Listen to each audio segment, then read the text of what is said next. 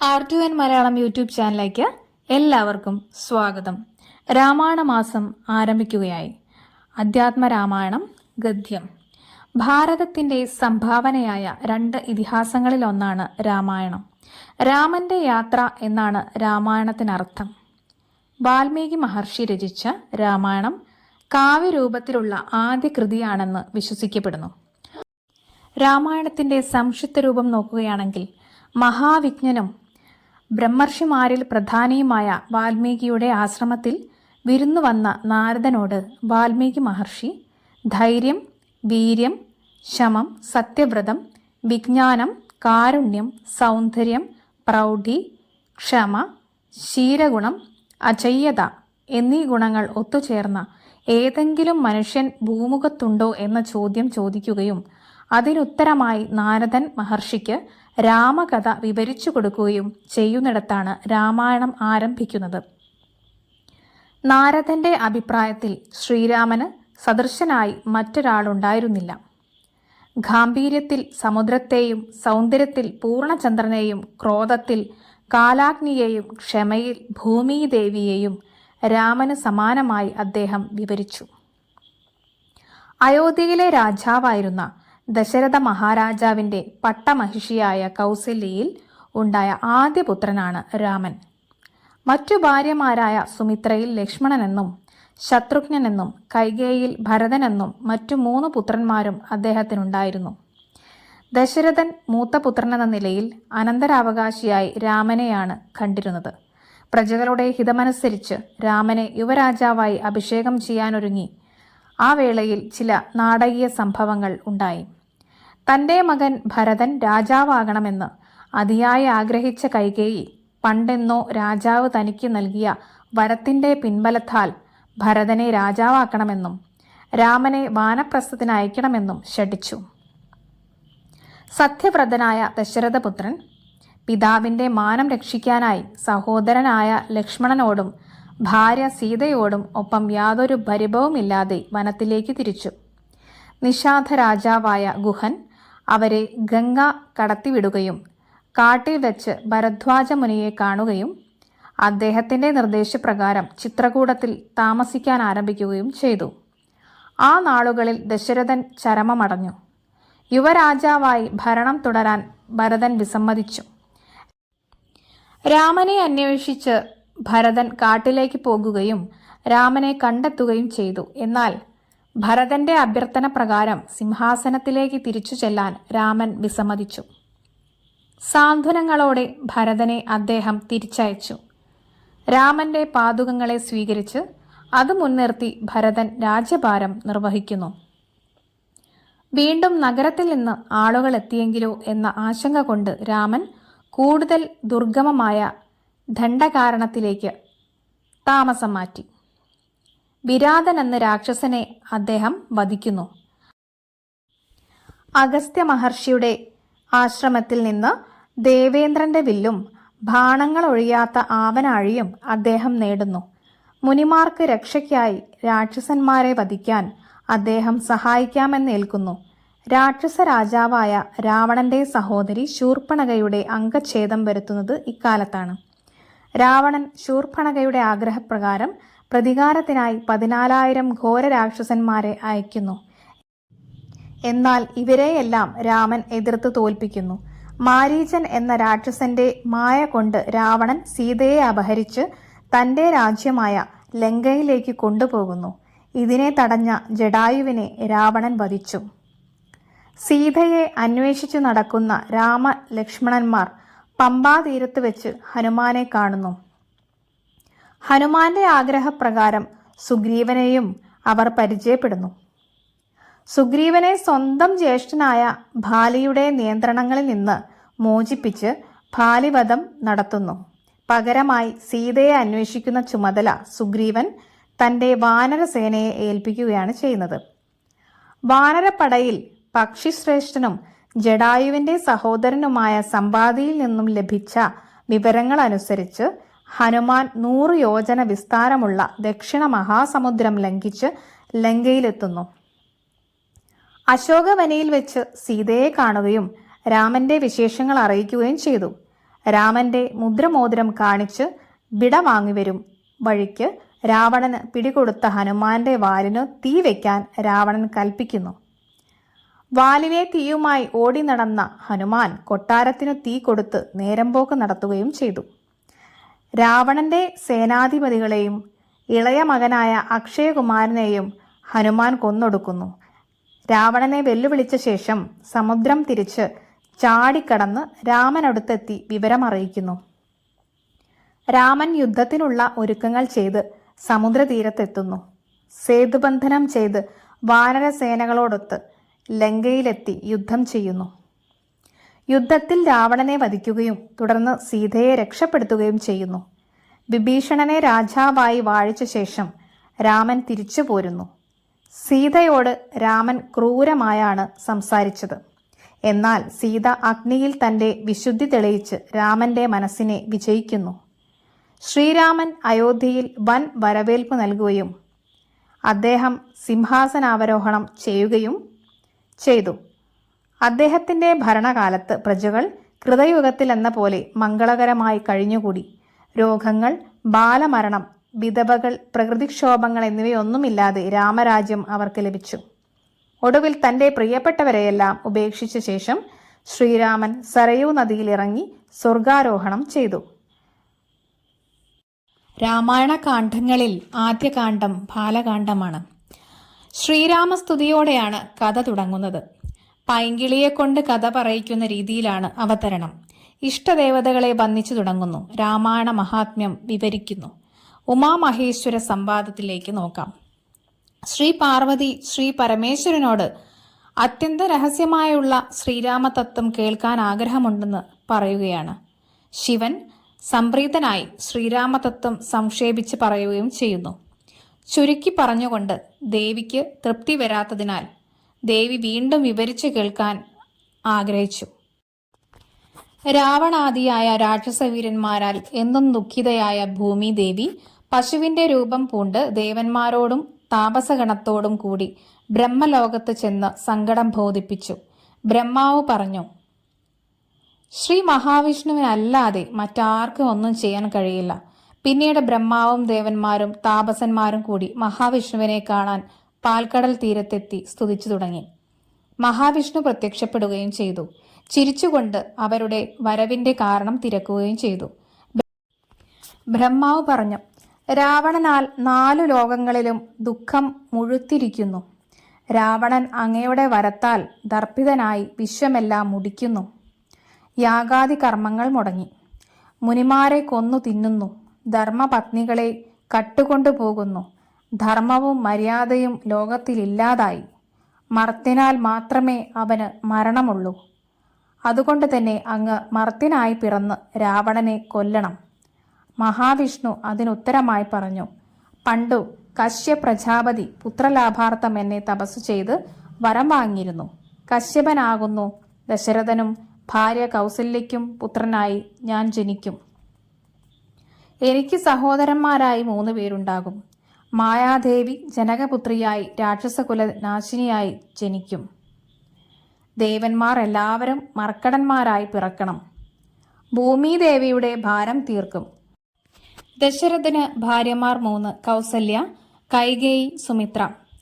അവരാരിലും മക്കളുണ്ടായില്ല. ഗുരുവിന്റെ ചരണാംബുജം വന്നിച്ച് ദശരഥൻ ചോദിച്ചു, നന്ദനുണ്ടാവനിനി നമ്മൾ എന്തു ചെയ്യണം? പുത്രന്മാരില്ലായകയാൽ രാജ്യവും സമ്പത്തുമെല്ലാം ദുഃഖപ്രദം. ഗുരുവായ വസിഷ്ഠൻ ദശരഥനെ ആശ്വസിപ്പിച്ചുകൊണ്ട് പറഞ്ഞു, നിനക്കു 4 പുത്രന്മാരുണ്ടാകും. ഉടനെ ഋഷ്യശൃംഖനെ വരുത്തി പുത്രകാമേഷ്ടിയാഗം ചെയ്യണമെന്ന് പറഞ്ഞു. ഗുരുവിന്റെ നിയോഗത്താൽ ദശരഥൻ ഋഷ്യശൃംഖനെ വരുത്തുകയും സരയൂ നദീതീരത്തിൽ യാഗശാല പണിതു. യാഗം ആരംഭിച്ചു. ദേവതമാർ പ്രീതി പൂണ്ടു. ഭഗ്നിദേവൻ ഹോമകുണ്ടത്തിൽ നിന്നും സ്വർണപാത്രത്തിൽ പായസത്തോടുകൂടി ഉയർന്നു ഭൂപതിക്കു നൽകി. ദശരഥൻ ദക്ഷിണ നൽകി പായസം വാങ്ങി. ഭൂപതി പകുതി പായസം കൗസല്യയ്ക്കും പകുതി പായസം കൈകേയിക്കും നൽകി. കൗസല്യ ഉടനെ തന്റെ പങ്കിൽ നിന്നും പകുതി സുമിത്രയ്ക്കും നൽകി. അതുകണ്ട് കൈകേയി പകുതി പായസം സുമിത്രയ്ക്ക് കൊടുത്തു. ഇതുകണ്ട് രാജാവ് ഏറ്റവും പ്രസന്നനായി. 3 രാജ്ഞിമാരും ഗർഭിണികളായി. ഗർഭരക്ഷാർത്ഥം ജപം, ഹോമം മുതലായവ നടത്തി. പുണർദം നക്ഷത്രത്തിൽ കൗസല്യ പുത്രനെ പ്രസവിച്ചു. പിറ്റേന്ന് പൂയത്തിൽ കൈകേയി ഒരു പുത്രനെ പ്രസവിച്ചു. ആയില്യം നാളിൽ സുമിത്ര 2 കുമാരന്മാർക്ക് ജന്മം നൽകി. കൗസല്യ ശംഖ്, ചക്രം, ഗദ, പത്മം എന്നിവ ധരിച്ച മകനെ കണ്ട് സ്തുതിച്ചു തുടങ്ങി. പുത്രന്മാരുടെ ജനനം ദശരഥനിൽ വളരെ സന്തോഷം ഉണ്ടാക്കി. കുട്ടികളുടെ ജാതകർമ്മം ചെയ്തു, ദാനധർമ്മങ്ങളും ചെയ്തു. ദേവേന്ദ്രൻ പ്രസാദിച്ചു. കൗസല്യാപുത്രന് രാമനെന്നും ഭരണ നിപുണനായ കൈകേയിപുത്രന് ഭരതനെന്നും ലക്ഷണമൊത്ത സുമിത്രാപുത്രന് ലക്ഷ്മണനെന്നും ശത്രുക്കളെ ഹനിക്കുന്ന സുമിത്രയുടെ 2ാമത്തെ പുത്രന് ശത്രുഘ്നെന്നും ഗുരു നാമധേയം നൽകി. ശ്രീരാമചന്ദ്രനും ലക്ഷ്മണനും ഒന്നിച്ചും ഭരതനും ശത്രുഘ്നും ഒന്നിച്ചും എല്ലായ്പ്പോഴും നടന്നു. അച്ഛനും അമ്മമാർക്കും നഗരവാസികൾക്കൊക്കെ കുമാരന്മാർ സന്തോഷം പ്രദാനം ചെയ്തു. ഗുരുവായ വസിഷ്ഠൻ ബാലന്മാരെ ഉപനയിപ്പിച്ചു. ശ്രുതികൾ, അവയുടെ അംഗങ്ങൾ, ഉപാംഗങ്ങൾ, സ്മൃതികൾ, ഉപസ്മൃതികൾ എല്ലാം പഠിപ്പിച്ചു. ധനുർവേദത്തിൽ കുമാരന്മാർ അഗ്രഗണ്യന്മാരായി. ലക്ഷ്മണൻ ശ്രീരാമന്റെ സേവകനായി നിന്നു. അതുപോലെ ഭരതന്റെ സേവകനായി ശത്രുഘ്നും നിലകൊണ്ടു. രാമനും ലക്ഷ്മണനും നായാട്ടിനിറങ്ങി. മാൻ, കരടി, പുലി എന്നീ വന്യമൃഗങ്ങളെ നായാടി അച്ഛന്റെ മുമ്പിൽ കൊണ്ടുവന്നു വെച്ചു. അന്നൊരിക്കൽ വിശ്വാമിത്ര മഹർഷി അയോധ്യയിലേക്ക് എഴുന്നള്ളി. ദശരഥൻ ഗുരുവിനോടുകൂടി വിശ്വാമിത്രനെ എതിരേറ്റു. വിശ്വാമിത്രനോട് ദശരഥൻ വന്നതിന്റെ കാരണം ആരാഞ്ഞു. തന്നാൽ കഴിയുന്നതെല്ലാം ചെയ്യാമെന്നേറ്റു വിശ്വാമിത്രൻ പറഞ്ഞു. ഞാൻ അമാവാസി തോറും പിതൃദേവാദികളെ ധ്യാനിച്ചു ചെയ്യുന്ന ഹോമത്തെ മുടക്കാൻ മാരീച, സുബാഹു മുഖ്യന്മാരും അവരുടെ അനുചരന്മാരും വരുന്നു. അവരെ നിഗ്രഹിച്ച് യാഗത്തെ രക്ഷിപ്പാനായി രാമനെയും ലക്ഷ്മണനെയും എൻ്റെ കൂടെ അയക്കണം. ദശരഥന് സങ്കടമായി. രാമൻ മാനുഷനല്ല. ബ്രഹ്മാവ് മഹാവിഷ്ണുവിനോട് അഭ്യർത്ഥിക്കയാൽ ഭൂമിഭാരം തീർക്കാൻ രാക്ഷസകുല നാശനത്തിനായ വന്നവതരിച്ച സാക്ഷാൽ നാരായണനാണ്. പൂർവജന്മത്തിൽ നീ കശ്യപ പ്രജാപതിയും കൗസല്യ അതിഥിയുമായിരുന്നു. ലക്ഷ്മണൻ ശേഷനാണ്. ഭരതനും ശത്രുഘ്നും ശംഖചക്രങ്ങളാണ്. മായാദേവി മിഥിലയിൽ സീതയായി ജനിച്ചിരിക്കുന്നു. ഇത് വളരെ രഹസ്യമാണ്. അതിനാൽ വിശ്വാമിത്രനോടുകൂടെ പുത്രരെ അയച്ചാലും. ഇത് കേട്ട് രാജാവായ ദശരഥൻ ശ്രീരാമ ലക്ഷ്മണന്മാരെ അനുഗ്രഹിച്ചയച്ചു. കുമാരന്മാർ വിശ്വാമിത്രനെ ചെന്നു വണങ്ങി. വിശ്വാമിത്രൻ രാമലക്ഷ്മണന്മാർക്ക് ദാഹവും വിശപ്പും ഇല്ലാതിരിക്കാൻ ബല, അതിബല എന്നീ വിദ്യകൾ ഉപദേശിച്ചു. വിശ്വാമിത്രനും കുമാരന്മാരും ഗംഗാനദി കടന്നു താടകാവനത്തിൽ പ്രവേശിച്ചു. താടക ഭയങ്കരിയായ രാക്ഷസിയാണ്. അവളെ പേടിച്ച് ആരും അതുവഴി പോകാറില്ല. വിശ്വാമിത്രൻ രാഘവനോട് പറഞ്ഞു, എങ്ങനെയെങ്കിലും നീ അവളെ വധിക്കണം. അതുകൊണ്ട് ഒരു ദോഷവും വരില്ല. രാഘവൻ വില്ലിന്മേൽ ഞാൻ തൊടുത്തു. നിശാചരി ശബ്ദം കേട്ട് ഭക്ഷിക്കാനായി വന്നു. അപ്പോൾ രാമൻ ഒരു ശരമയച്ചു. രാമബാണം താടകയുടെ മാറിൽ തറച്ചു. മല ചിറകറ്റു വീണതുപോലെ താടക ഭൂമിയിൽ വീണു. ശാപത്താൽ നക്തഞ്ചരിയായി തീർന്ന താടക ശ്രീരാമന്റെ അഭീഷ്ടപ്രകാരം ദേവലോകം പോകി.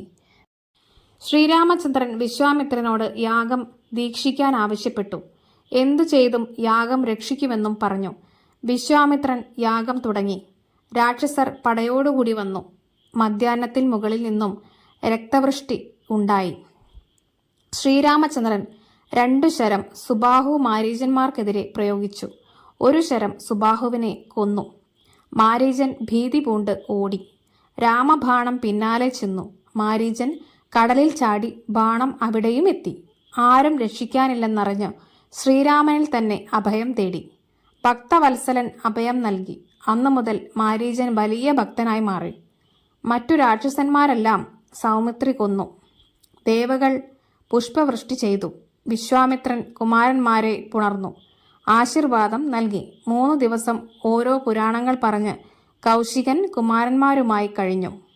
4-ാം ദിവസം ജനക മഹാരാജാവിൻ്റെ ത്രയംബകം വില്ലു കാണാൻ പുറപ്പെട്ടു. വിശ്വാമിത്രൻ കുമാരന്മാരോടുകൂടി വിദേഹ രാജ്യത്തിലേക്ക് പുറപ്പെട്ടു. ഗംഗാതീരത്തെ ഗൗതമാശ്രമം കണ്ട് ഇത്ര നല്ല ആശ്രമം ഏതെന്ന് ശ്രീരാമചന്ദ്രൻ തിരക്കി. വിശ്വാമിത്രൻ പറഞ്ഞു, പണ്ട് ഗൗതമമുനി തപസ വാഴുന്ന കാലത്ത് ബ്രഹ്മാവ് മകളായ അഹല്യയെ ഗൗതമന് വിവാഹം ചെയ്തു കൊടുത്തു. വിശ്വമോഹിനിയായ അഹല്യയിൽ ഇന്ദ്രൻ അനുരക്തനായി. ഇന്ദ്രൻ സന്ധ്യാവന്ദനത്തിന് ഗൗതമൻ പോയ തക്കം നോക്കി ഗൗതമന്റെ രൂപം കൈക്കൊണ്ട് അഹല്യയെ പ്രാപിച്ചു. നേരം പ്രഭാതമായിട്ടില്ലെന്ന് കണ്ട് ഗൗതമൻ ഉടൻ മടങ്ങി. ആശ്രമത്തിലെത്തിയപ്പോൾ തന്റെ രൂപം ധരിച്ചു വന്ന ഇന്ദ്രനെ കണ്ട് കോപത്താൽ ശപിച്ചു. ആശ്രമത്തിലെത്തിയപ്പോൾ അഹല്യയെ കണ്ടു. നീ കല്ലായി തീരട്ടെ എന്ന് ശപിച്ചു. രാമപാദം ധ്യാനിച്ചിവിടെ വസിക്കുക. പല വത്സരം കഴിയുമ്പോൾ ശ്രീരാമനും അനുജനും ഇതുവഴി വരും. ശ്രീരാമപാദസ്പർശം ഉണ്ടാകുമ്പോൾ നിന്റെ പാപം തീരും.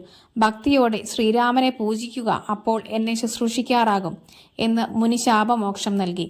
അതുകൊണ്ട് ശ്രീരാമപാദം സ്പർശമുണ്ടാകാൻ വഴി ആലോചിച്ച് ഗാഢമായ തപസ്സോടുകൂടി വസിക്കുന്നു. ശിലാരൂപം പൂണ്ട അഹല്യയെ മുനി ശ്രീരാമന് കാണിച്ചു കൊടുത്തു. ശ്രീരാമൻ രാമോഹം എന്ന് പറഞ്ഞ് കാൽപാദം ശിലയിൽ വെച്ചു. അഹല്യ ശ്രീരാമനെ കണ്ടു. അഹല്യ ശ്രീരാമനെ പൂജിച്ച് സ്തുതിച്ചു തുടങ്ങി. അഹല്യാസ്തുതി ജപിക്കുന്നവർക്ക് ഒരു ജന്മത്തെ ദുഃഖം മുഴുവൻ തീരും. അഹല്യ പിന്നീട് ഗൗതമ മുനിയെ പ്രാപിച്ച് സുഖിച്ചു ജീവിച്ചു. വിശ്വാമിത്രൻ ശ്രീരാമനോടും ലക്ഷ്മണനോടും കൂടി ഗംഗ കടന്ന് മിഥിലയിൽ ചെന്ന് ജനക മഹാരാജാവ് ശ്രീ ലക്ഷ്മണന്മാരെയും വിശ്വാമിത്രനെയും എതിരേറ്റു. രാജാവ് മുനിയോട് ബാലകനാണെന്ന് ചോദിച്ചു. വിശ്വാമിത്ര മഹർഷി പറഞ്ഞു, വീരനായ ദശരഥന്റെ മൂത്തപുത്രൻ ശ്രീരാമനും മൂന്നാമൻ ലക്ഷ്മണനുമാണിവർ. ഞാൻ യാഗം രക്ഷിക്കാനായി ഇവരെ കൂട്ടിക്കൊണ്ടു പോകുന്നതാണ്. ഇവർ നിശാചരി താടകയെ വധിച്ചു, യാഗം രക്ഷിച്ചു, അഹല്യയുടെ പാപം ശമിപ്പിച്ചു. പരമേശ്വരന്മാരായ ചാപത്തെ കാണാൻ ആഗ്രഹമുണ്ട്. ജനകൻ സജീവനെ വിളിച്ചു. ഈശ്വരനുടെ ചാപം കൊണ്ടുവരാൻ പറയൂ. 5000 കിങ്കരന്മാർ ചേർന്ന് മൃത്യുശാസന ചാപം കൊണ്ടുവന്നു. ത്രയംബകം ചന്ദ്രശേഖരനുടെ പള്ളിവിൽ കണ്ട് ശ്രീരാമചന്ദ്രൻ വന്നിച്ചു വിശ്വാമിത്രനോടായി ചോദിച്ചു, വില്ലെടുത്ത് വലിച്ചു കുലയ്ക്കട്ടെ? എല്ലാം ചെയ്യുക എന്ന് വിശ്വാമിത്രൻ പറഞ്ഞു. ഉടനെ വില്ല് വലിച്ച് കുലച്ചു മുറിച്ചു. ദേവകൾ പരമാനന്ദത്തിലാറാടി. ജനകൻ രാമനെ പുണർന്നു. മൈഥിലി സന്തോഷിച്ചു. ജനകൻ വിശ്വാമിത്രനോട് പറഞ്ഞു, ദൂതന്മാരെ എഴുത്തു കൊടുത്തയച്ച് ദശരഥനെ വരുത്തുക. വിശ്വാമിത്രനും ജനകനും കൂടി എല്ലാ വിവരവും എഴുതി ദശരഥന് ദൂതന്മാർ വശം കൊടുത്തയച്ചു. എഴുത്തു വായിച്ച് ദശരഥൻ സന്തോഷത്തിലാറാടി. ദശരഥൻ ഗുരുവായ വസിഷ്ഠനും പത്നി അരുന്ധതിയും രാജ്ഞിമാരും ഭരതനും ശത്രുഘ്നനും ചതുരംഗപ്പടയോടുകൂടി പുറപ്പെട്ടു. മിഥിലാധിപൻ വസിഷ്ഠനെയും പത്നിയെയും വന്ദിച്ചു. അതുപോലെ തന്നെ രാമലക്ഷ്മണന്മാർ പിതാവിനെ വന്ദിച്ചു. ആചാര്യപാദം തൊഴുത് മാതൃജനങ്ങളെ നമസ്കരിച്ചു. ശ്രീരാമപാദം ഭരതശത്രുഘ്നന്മാർ വണങ്ങി. ഭരതനെ ലക്ഷ്മണകുമാരൻ വണങ്ങി. ശത്രുഘ്നൻ ലക്ഷ്മണനെ തൊഴുതു. ജനകൻ ദശരഥന്റെ കൈപിടിച്ചു മധുരമായി പറഞ്ഞു, എനിക്ക് 4 കന്യകമാരുണ്ട്. അങ്ങേക്ക് 4 പുത്രന്മാരുണ്ടല്ലോ. അതിനാൽ 4 കുമാരന്മാർക്കും വിവാഹം ചെയ്യാം. വസിഷ്ഠനും ശതാനന്ദനും കൗശികനും കൂടി മുഹൂർത്തം കുറിച്ചു. ചിത്രമായ മണ്ഡപം തീർത്തു. മാലകളും തോരണങ്ങളും ചാർത്തി. സ്വർണപീഠം വെച്ചു. ശ്രീരാമന്റെ കാൽ കഴുകി ഹോമം കഴിച്ചു. വൈദേഹിയെ ജനകൻ ശ്രീരാമന് നൽകി. മാണ്ഡവിയെ ഭരതൻ വേട്ടു.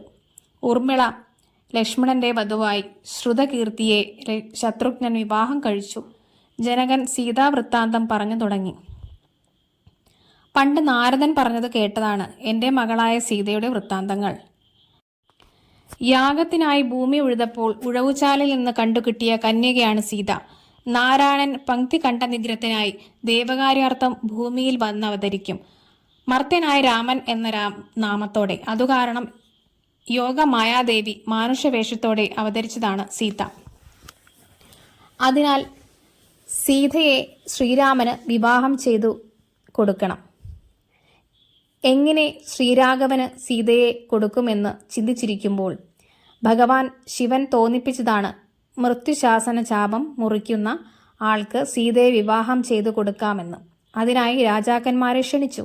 അവർക്കാർക്കും വില്ല് കുലയ്ക്കാൻ കഴിഞ്ഞില്ല. ഇപ്പോൾ എൻ്റെ ജന്മം സഫലമായി. ജനകൻ ശ്രീരാമനെ സ്തുതിച്ചു തുടങ്ങി.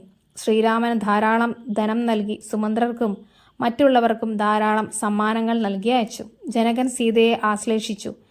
പതിവ്രതാധർമ്മങ്ങൾ ഉപദേശിച്ചു. ശ്രീരാമനും സീതയും പുറപ്പെട്ടു. ചതുരംഗപ്പടയോടും പിതാവിനോടും മാതാക്കളോടും ഭ്രാതാക്കളോടും കൂടി ഘോഷയാത്രയായി അയോധ്യയിലേക്ക് തിരിച്ചു. 3 നാഴിക ദൂരം പിന്നിട്ടപ്പോൾ ചില ദുർനിമിത്തങ്ങൾ കണ്ടു വസിഷ്ഠനെ വന്നിച്ച് ദശരഥൻ ദുർനിമിത്തങ്ങളുടെ കാരണങ്ങൾ ആരാഞ്ഞു. വസിഷ്ഠൻ പറഞ്ഞു, ഇപ്പോൾ ഒരു ചെറിയ ഭയമുണ്ടാകും, പിന്നീടെല്ലാം ശരിയാകും. പരശുബാണങ്ങൾ ധരിച്ച് മുന്നിൽ പരശുരാമൻ പ്രത്യക്ഷപ്പെട്ടു. ശ്രീരാമൻ പരശുരാമനെ സ്തുതിച്ചു. പരശുരാമൻ ശ്രീരാമനോട് കയർത്തു, ഞാനല്ലാതെ വേറൊരു രാമൻ ഈ ലോകത്തിലുണ്ടോ? ക്ഷത്രിയനാണെങ്കിൽ എന്നോട് യുദ്ധം ചെയ്യൂ. ശിവന്റെ വില്ല് കുലച്ചത് നീയാണല്ലോ. എന്റെ കയ്യിലുമുണ്ടൊരു ചാപം, വൈഷ്ണവമായത്. ക്ഷത്രിയനാണെങ്കിൽ നീ ഇത് കുലയ്ക്കണം, അല്ലെങ്കിൽ ഞാൻ കൂട്ടത്തോടെ കൊന്നൊടുക്കും. ഞാൻ ക്ഷത്രിയ കുലാന്തകനാണ്. മുഗ്ധഭാവം പൂണ്ട് രാമൻ പറഞ്ഞു, താങ്കളെപ്പോലെ മഹാന്മാരായവർ കേവലം ബാലന്മാരോടിങ്ങനെ പറഞ്ഞാൽ അവർക്ക് എന്താണ് ഒരാശ്രയം? അങ്ങ് വിചാരിക്കുന്നതിനേക്കാൾ വലുതായി ഒന്നും സംഭവിക്കില്ല. ക്ഷത്രിയ കുലത്തിലാണ് ഞാൻ ജനിച്ചത്. ശസ്ത്രാസ്ത്രങ്ങൾ പ്രയോഗിക്കാൻ സാമർഥ്യമൊട്ടില്ലതാനും. ശത്രു ഏത് മിത്രമേത് എന്നറിയില്ല. ഏതായാലും വില്ലിങ്ങു തരൂ. പറ്റുമെങ്കിൽ ഞാൻ കുലയ്ക്കാം, അല്ലെങ്കിൽ തിരുവുള്ളക്കേടുണ്ടാവരുത്. ദശരഥ നന്ദനൻ വില്ലു വാങ്ങി കുലച്ചു. അമ്പ എങ്ങോട്ടയക്കണം? എൻ്റെ മാർഗം നിഷ്ഫലമാകില്ല. ശ്രീരാമൻ പറഞ്ഞു. ഇത് കേട്ട് ഭൃഗുരാമൻ മഹാബാഹോ എന്ന് വിളിച്ചു സ്തുതിച്ചു. ഞാൻ ചെറുപ്പത്തിലെ ചക്രപാണിയെ സ്തുതിച്ചു തപസ് ചെയ്ത ഇന്ദ്രിയ നിഗ്രഹം വരുത്തി. വിഷ്ണു പ്രസാദിച്ചു പിതൃഹന്താവാകിയ കാർത്തവീര്യാർജുനനെ കൊല്ലാൻ പറഞ്ഞു. ക്ഷത്രിയ വംശം 21 വട്ടം നിഗ്രഹിച്ചു. രാജ്യം കശ്യപനു ദാനം ചെയ്യുക എന്നു പറഞ്ഞു. പിന്നെ ത്രേതായുഗത്തിൽ ഞാൻ ദശരഥപുത്രനായി അവതരിക്കും, അന്നു കാണണം. അപ്പോൾ നിന്റെ തേജസ്സെല്ലാം ശ്രീരാമൻ ലയിപ്പിക്കണം എന്നു പറഞ്ഞു മറഞ്ഞു. എന്നിലുള്ള വൈഷ്ണവ തേജസ്സെല്ലാം നിന്നിലാക്കുന്നതിലായിട്ടാണ് ഞാൻ ശാപം തന്നത്. എന്നിലുള്ള പുണ്യങ്ങളെല്ലാം നിന്റെ ബാണത്തിനും ലക്ഷ്യമായി ഭവിക്കണം. ഇതുകേട്ട് ശ്രീരാമചന്ദ്രൻ ചിരിച്ചു. അങ്ങു ചിന്തിച്ചത് സംഭവിക്കട്ടെ എന്ന് പറഞ്ഞു. ഭൃഗുപതി വീണ്ടും സദാഭക്തി സംഭവിക്കാനായി അനുഗ്രഹം വാങ്ങി മഹേന്ദ്രാജലം പൂകി. ദശരഥനും വസിഷ്ഠനും പുത്രന്മാരും പടയോടുകൂടി കീർത്തിയോടെ വാണു. ശ്രീരാമാദികൾ അവരവരുടെ ഭാര്യമാരോടുകൂടി രമിച്ചു വാണു. കേകേയ ഭൂപൻ യുധാജിത്ത് ഭരതനെ കൂട്ടിക്കൊണ്ടുപോകുവാൻ ദൂതനെ അയച്ചു. ഭരതനെയും ശത്രുഘ്നെയും കേകേയത്തിലേക്ക് അയച്ചു. ദശരഥൻ സന്തോഷത്തോടെ സകുടുംബം വാണു. ഇനി നമുക്ക് അയോധ്യാകാന്ഡത്തിലേക്ക് പോകാം. അയോധ്യാകാന്ഡം പൈങ്കിളിക്കഥ തുടരുന്നു. ശ്രീരാമൻ ഭാർഗവരാമന്റെ ദർപ്പം ശമിപ്പിച്ച് അയോധ്യയിൽ പിതാവിനോടും മാതാക്കളോടും ഗുരുവിനോടും ഭ്രാതാക്കളോടും പടയോടും സീതയോടും പൗരജനത്തോടും കൂടി രാജധാനിയിൽ സുഖിച്ചുവാണു. പാർവതിക്കു ശിവൻ കഥയരുൾ ചെയ്യുന്നു. ആ കാലം നാരദൻ ഭൂമിയിൽ വന്ന് അവതരിക്കുന്നു. ശ്രീരാമദേവൻ നാരദനെ കണ്ടെഴുന്നേറ്റ് പത്നി സമേതനായി നമസ്കരിച്ചു. നാരദനെ പൂജിച്ചു. നാരദൻ പറഞ്ഞതനുസരിച്ച് ശ്രീരാമദേവൻ ഇരുന്നു. നാരദൻ ശ്രീരാമദേവനെ പുകഴ്ത്തിക്കൊണ്ട് പറഞ്ഞു, അങ്ങ് എന്തുകൊണ്ടിവിടെ എഴുന്നള്ളി എന്ന് ചോദിച്ചു. എല്ലാം നിനക്കറിയാം, എങ്കിലും ഞാൻ പറയാം എന്ന് പറഞ്ഞു ശ്രീരാമസ്തുതി തുടങ്ങി. ബ്രഹ്മാവിൻ്റെ നിയോഗത്താലാണ് ഞാൻ വന്നത്. രാവണനെ കൊന്ന് ലോകത്തെ രക്ഷിക്കാൻ മർത്യനായി അവതാരം ചെയ്തതാണല്ലോ അങ്ങ്. എന്നാൽ ദശരഥൻ രാജരക്ഷാർത്ഥം അഭിഷേകത്തിനൊരുങ്ങുന്നു. അപ്പോൾ ദശമുഖനെ കൊല്ലാൻ എങ്ങനെ കഴിയും? സത്യത്തെ രക്ഷിക്കണം എന്നു പറയാനായി അയച്ചതാണെന്നെ. മർത്യജന്മത്തിൽ മറവി പറ്റുമല്ലോ. ശ്രീരാമചന്ദ്രൻ പറഞ്ഞു, ഞാൻ സത്യത്തെ ലംഘിക്കയില്ല. എല്ലാറ്റിനും കാലമുണ്ടല്ലോ. സമയം വരട്ടെ. ഞാൻ നാളെ തന്നെ വനത്തിനു പോകുന്നുണ്ട്. രാജാ ദശരഥൻ വസിഷ്ഠ ഗുരുവിനോട് ഇപ്രകാരം പറഞ്ഞു. പൗരജനങ്ങളും മന്ത്രിമുഖ്യന്മാരും ശ്രീരാമന്റെ ഗുണഗണങ്ങൾ വർണ്ണിക്കുന്നു. എനിക്കാണെങ്കിൽ വയസ്സായി. പൃഥ്വി പരിപാലനത്തിനായി ശ്രീരാമനെ യുവരാജാവായി അഭിഷേകം കഴിക്കണം. ഭരതശത്രുഘ്നന്മാർ കേകയത്തിലാണ്. അടുത്ത ദിവസം പൂയം നക്ഷത്രമാണ്. അതിനാൽ നാളെ രാമാഭിഷേകം നടത്തണം. രാമനോട് ഗുരുനാഥൻ കാര്യങ്ങൾ പറയണം. പിന്നെ സുമന്ത്രരെ നോക്കി പറഞ്ഞു, എല്ലാം വസിഷ്ഠനരുൾ ചെയ്യുന്നതുപോലെ ഒരുക്കി കൊടുക്കുക. സുമന്ത്രർ വസിഷ്ഠനോട് എന്താണ് വേണ്ടുന്നതെന്ന് ആരാഞ്ഞ് വസിഷ്ഠമുനി സുമന്ത്രരോട് വേഷവിധാനങ്ങൾ വേണ്ടും വണ്ണം പറഞ്ഞു കേൾപ്പിച്ചു. ഐരാവതം, നാനാതീർത്ഥജലം, പുത്തൻ പുലിത്തോൽ, വാദ്യാഘോഷങ്ങൾ, ദേവാലയങ്ങളിൽ ബലിപൂജകൾ, ദീപാലങ്കാരം, മറ്റു രാജാക്കന്മാരെ പോയി ക്ഷണിക്കുക, വധൂജനങ്ങൾ, കന്യകമാർ എല്ലാം വേണം എന്നറിയിച്ചു.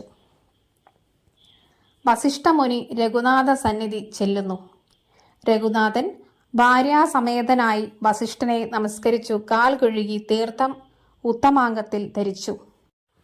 സന്തോഷത്തോടെ പറഞ്ഞു, ഇന്ന് അടിയൻ ഗുരുവിൻ്റെ പാദതീർത്ഥം ധരിക്കിയാൽ പുണ്യവാനായി. എല്ലാം അറിയുന്ന വസിഷ്ഠൻ പറഞ്ഞു, നിന്നുടെ പാദതീർത്ഥം ധരിക്കിയാൽ ശിവൻ ധന്യനായി. നീ മായാഭഗവതിയോട് കൂടി അവതരിച്ചത് രാവണനെ കൊല്ലാനാണ് എന്ന നിഗൂഢ സത്യം ഞാൻ പുറത്തുവിടുന്നില്ല. ഞാനിപ്പോൾ വന്ന കാരണം ദശരഥ മഹാരാജാവ് പറഞ്ഞതുകൊണ്ടാണ്. രാജാവ് നാളെ നിനക്ക് അഭിഷേകം നിശ്ചയിച്ചിരിക്കുന്നു.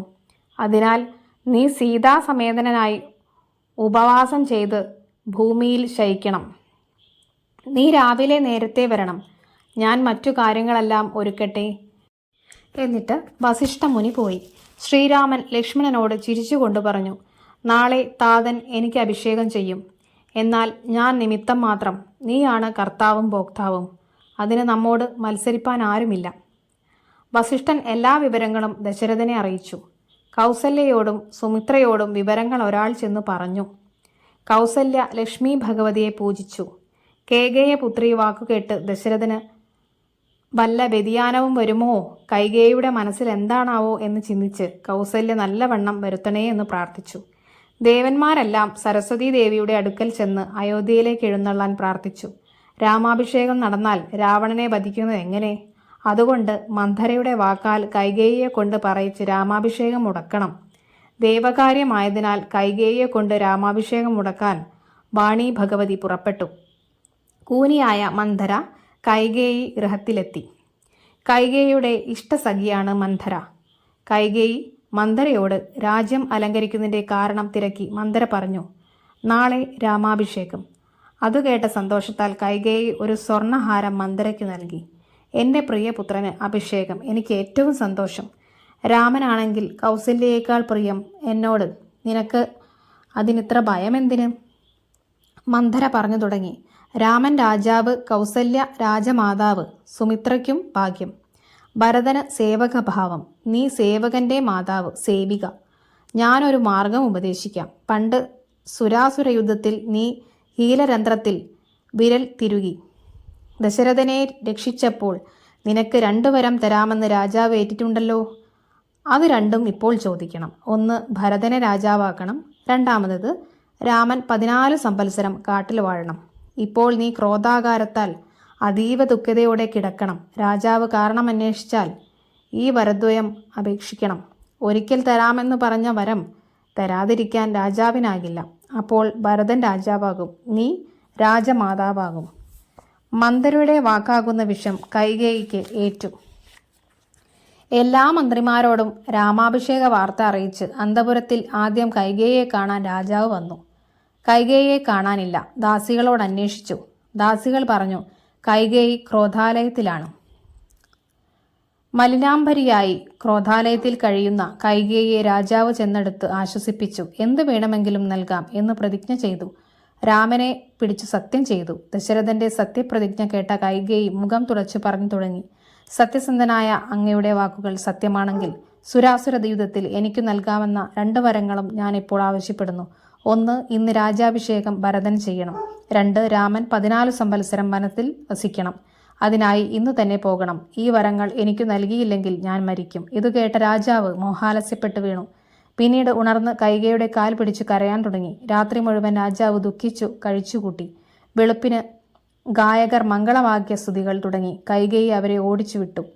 വെൺകൊറ്റക്കുട, തഴ, വെൺചാമരങ്ങൾ, ആലവട്ടങ്ങൾ, കൊടിതോരണം, താലങ്ങൾ ഇവയാൽ നഗരം പ്രശോഭിച്ചു. രാത്രി ഉറക്കമൊഴിച്ച് പൗരജനങ്ങളും നാരീജനങ്ങളും എത്തി. രാമനെ രത്നകിരീടമണിഞ്ഞു കാണാൻ പൗരവാസികൾ നിരന്നു.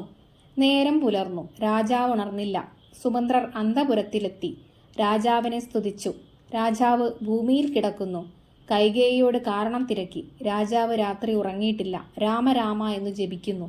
നീ രാമനെ ചെന്നുകൊണ്ടുവരിക. കൈകേയിയുടെ വാക്കുകേട്ട് സുമന്ത്രർ പറഞ്ഞു, രാജാവ് പറയാതെ ഞാൻ എങ്ങനെ രാമനെ കൊണ്ടുവരും? അത് കേട്ട് രാജാവ് പറഞ്ഞു, രാമനെ കൊണ്ടുവരിക. ഉടനെ സുമന്ത്രർ ശ്രീരാമനോട് വിവരം അറിയിച്ചു. ഉടനെ ശ്രീരാമൻ പിതാവിനെ ചെന്നു കണ്ട് നമസ്കരിച്ചു. പിതാവ് ശ്രീരാമനെ ആലിംഗനം ചെയ്യാൻ എഴുന്നേറ്റതും വീണു. രാമ രാമ എന്ന് വിളിച്ചു. രാമൻ താതനെ ആശ്ലേഷിച്ചു. മടിയിൽ കിടത്തി. സ്ത്രീകൾ കരഞ്ഞു തുടങ്ങി. രാഘവൻ അച്ഛൻ്റെ ദുഃഖത്തിന് കാരണം ആരാഞ്ഞു. താത ദുഃഖത്തിന് കാരണം നീയാണ്, കൈകേയി പറഞ്ഞു തുടങ്ങി. പണ്ട് സുരാസുര യുദ്ധത്തിൽ എൻ്റെ പ്രവൃത്തി കണ്ട് സന്തോഷിച്ച് എനിക്ക് 2 വരം അച്ഛൻ തന്നിരുന്നു. അത് ഇന്ന് വേണമെന്ന് ഞാൻ ആവശ്യപ്പെട്ടു. 1. ഭരതനെ ഇന്നു തന്നെ രാജാവായി അഭിഷേകം ചെയ്യണം. 2. നീ 14 സംവത്സരം വനത്തിൽ വാഴണം. നിന്നോട് ഇതു രണ്ടും പറയാൻ വിഷമിച്ച് താതൻ ദുഃഖിക്കുന്നു. ഉടൻ രാമൻ പ്രതികരിച്ചു, അതിനെന്ത് വിഷമം? ഞാനിതാ വനത്തിലേക്ക് പുറപ്പെടുന്നു. ഭരതന് വേഗം രാജ്യാഭിഷേകം നടത്തുക. രാജ്യം ഭരിക്കുന്നതിനേക്കാൾ എത്ര എളുപ്പമാണ് ദേഹം മാത്രം ഭരിക്കുക. പിതൃക്കളെ പ്രസാദിപ്പിക്കാൻ ഭഗീരഥൻ ആകാശഗംഗയെ പാതാള ലോകത്തിലേക്ക് ആനയിച്ചില്ലേ? അച്ഛന് തൻ്റെ യൗവനം നൽകി വൃദ്ധത ഏറ്റുവാങ്ങിയില്ലേ പുരു? ഇതെല്ലാം കേട്ട ദശരഥൻ രാമനോട് പറഞ്ഞു, എന്നെ ബന്ധിച്ച് നീ രാജ്യം ഗ്രഹിക്കുക. രാജാവ് കരഞ്ഞു തുടങ്ങി. രാമൻ സമാശ്വസിപ്പിച്ചു, അച്ഛൻ വിഷമിക്കരുത്. ഞങ്ങൾ സസന്തോഷം ആജ്ഞ നിറവേറ്റും. അമ്മയോടും സീതയോടും വിവരം ധരിപ്പിച്ച് പോകാനൊരുങ്ങട്ടെ. ശ്രീരാമൻ ചെന്നപ്പോൾ കൗസല്യ പൂജ ചെയ്യുകയായിരുന്നു. സുമിത്ര കൗസല്യയെ പുത്രാഗമനം അറിയിച്ചു. പുത്രനെ നുകർന്ന് കൗസല്യ ഭക്ഷണത്തിനായി വിളിച്ചു. ശ്രീരാമൻ കാര്യങ്ങൾ പറഞ്ഞു. ഇപ്പോൾ സമയമില്ല. ക്ഷിപ്രം അരണ്യവാസത്തിന് പോകണം. കൈകേയി അമ്മയ്ക്ക് അച്ഛൻ കൊടുത്ത വരദ്വയം പാലിക്കണം. രാമന്റെ വനഗമനം കേട്ട കൗസല്യ മോഹിച്ചു വീണു. പിന്നെയും പിന്നെയും കരഞ്ഞു. പൈതലെ വേറിട്ടു പോയ പശുവിനുള്ള ആദി പറഞ്ഞറിയിച്ചിടരുതല്ലോ. ഭരതൻ നാടുവാഴട്ടെ, നീ കാടുവാഴണമെന്ന് പറയാമോ? അച്ഛനും ഞാനും തുല്യരാണ്. അച്ഛൻ പോകാൻ നിയോഗിച്ചാൽ ഞാൻ പോകരുതെന്ന് പറയുന്നു. എന്റെ വാക്കുകൾ കേൾക്കാതെ പോയാൽ ഞാൻ എൻ്റെ പ്രാണൻ കളയും. കൗസല്യ മാതാവിന്റെ വാക്കുകൾ കേട്ട് സൗമിത്രി രോഷം കൊണ്ടു. എല്ലാവരെയും ബന്ധിച്ച് ഞാൻ ജ്യേഷ്ഠന് അഭിഷേകം നടത്തും. ആര്യപുത്രൻ അഭിഷേകം നടത്താനുള്ള ശൗര്യം ഇന്ന് എനിക്കുണ്ട്. കാര്യമല്ലാത്തതു ചെയ്യുന്നതാകില, ചാര്യനും ശാസനം ചെയ്യുക തന്നെ വരൂ. സൗമിത്രി വാക്കുകൾ കേട്ട് ശ്രീരാമൻ ലക്ഷ്മണനെ ആലിംഗനം ചെയ്തു സമാശ്വസിപ്പിച്ചു. വത്സ, നിന്നെ ഞാനറിയുന്നു. എന്നെക്കുറിച്ച് നിനക്കുള്ള സ്നേഹം മറ്റാർക്കും ഇല്ല. നിന്നാൽ അസാധ്യമായ ഒരു കർമ്മവുമില്ല. ഭോഗങ്ങളെല്ലാം ക്ഷണപ്രഭാചഞ്ചലം, വേഗേന നഷ്ടമായുസുമോർക്ക നീ. ചക്ഷുശ്രവണകളസ്തമാന്തർധുരം ഭക്ഷണത്തിനപേക്ഷിക്കുന്നതുപോലെ, പാന്തർപ്പെരുവഴിയമ്പലം തന്നിലെ താന്തരായി കൂടി വിയോഗം വരും പോലെ. ലക്ഷ്മി അസ്ഥിരയാണ്, യൗവനവും സ്ഥിരമല്ലതാനും. ഉദിക്കുന്ന സൂര്യൻ അസ്തമിക്കുന്നു, വീണ്ടും ഉദിക്കുന്നു. ആയുസ്സും വേഗം പോകുന്നു. മൃത്യു എപ്പോഴും നമ്മുടെ കൂടെയുണ്ട്. കാമക്രോധാദികൾ നമ്മുടെ ശത്രുക്കളാണ്. ക്രോധം പരിത്യജിക്കേണം ബുധജനം. കർമ്മഫലങ്ങൾ ഇച്ഛിക്കരുത്. പ്രാരാബ്ധമെല്ലാം നാം അനുഭവിക്കണം. സൗമിത്രിയെ സമാശ്വസിപ്പിച്ച് അമ്മയോടായി പറഞ്ഞു. അമ്മേ, ഞാൻ പറയുന്നത് കേട്ടാലും ആത്മാവിനെ പീഡിപ്പിക്കരുത്. സർവജനങ്ങളും ഒന്നിച്ചു വാഴുക എന്നതിലല്ല. 14 സംവത്സരം കഴിഞ്ഞ് ഞാൻ വരും. അമ്മ അനുവദിച്ച് പറഞ്ഞയച്ചാൽ എനിക്കൊരു ദുഃഖവുമില്ല എന്നു പറഞ്ഞ് നമസ്കരിച്ച രാമനെ കൗസല്യ അനുഗ്രഹിച്ചയച്ചു. ദേവീദേവന്മാരെ വിളിച്ചു പ്രാർത്ഥിച്ചു. മകനെ രക്ഷിക്കാൻ ലക്ഷ്മണനും കൂടെ പോവാൻ അനുവാദം തേടി ശ്രീരാമൻ ലക്ഷ്മണനെ കൂടെ പോരാൻ അനുവദിച്ചു. വൈദേഹിയോട് യാത്ര ചോദിക്കാൻ ശ്രീരാമൻ ചെന്നു. സീത ശ്രീരാമനെ കാൽ കഴുകിച്ചിരുത്തി. ആരും അകമ്പടിയില്ലാതെ കാൽനടയായി വന്നതെന്തുകൊണ്ട് സീത ചോദിച്ചു. ശ്രീരാമൻ സീതയോട് പറഞ്ഞു, അച്ഛൻ എനിക്ക് പുണ്യം വരുവാനായി ദണ്ഡകാരണ്യം തന്നു. നീ കൗസല്യ മാതാവിനെ സേവിച്ച് ഇവിടെ ഇരിക്കുക.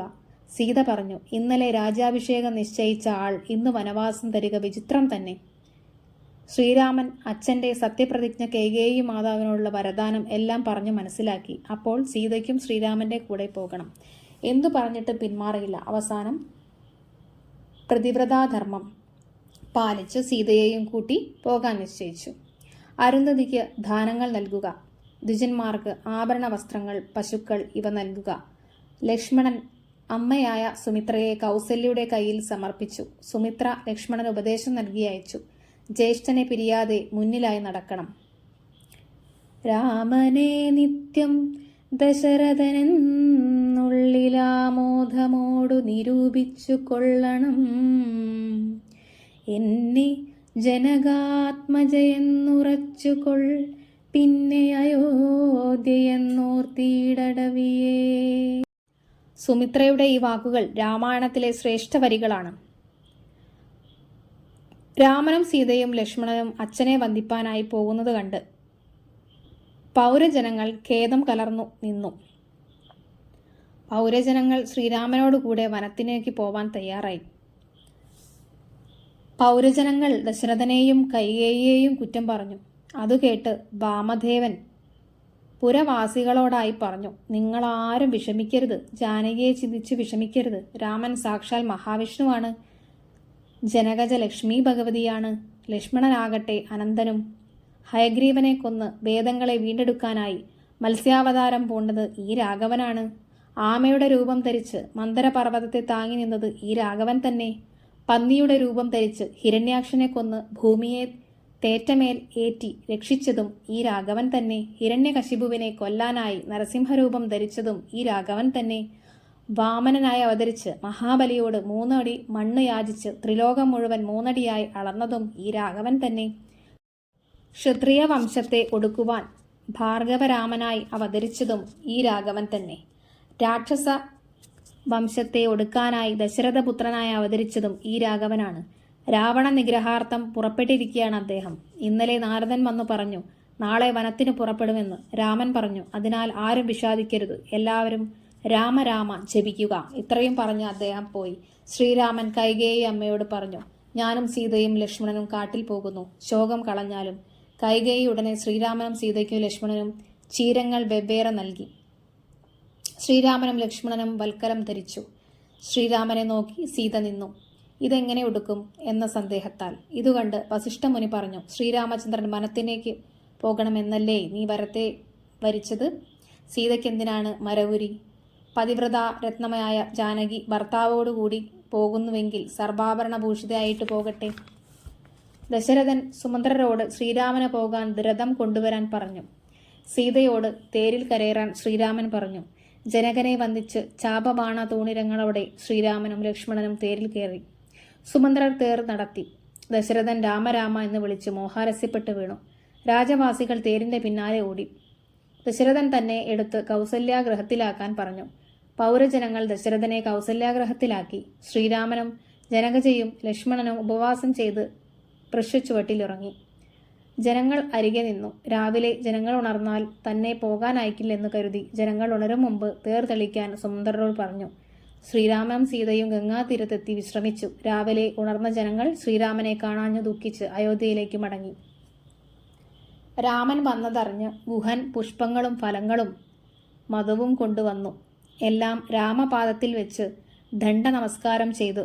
ഗുഹൻ ശ്രീരാമനോട് ഈ നിഷധ രാജ്യത്തിൽ നിന്ന് വാഴണം എന്നപേക്ഷിച്ചു.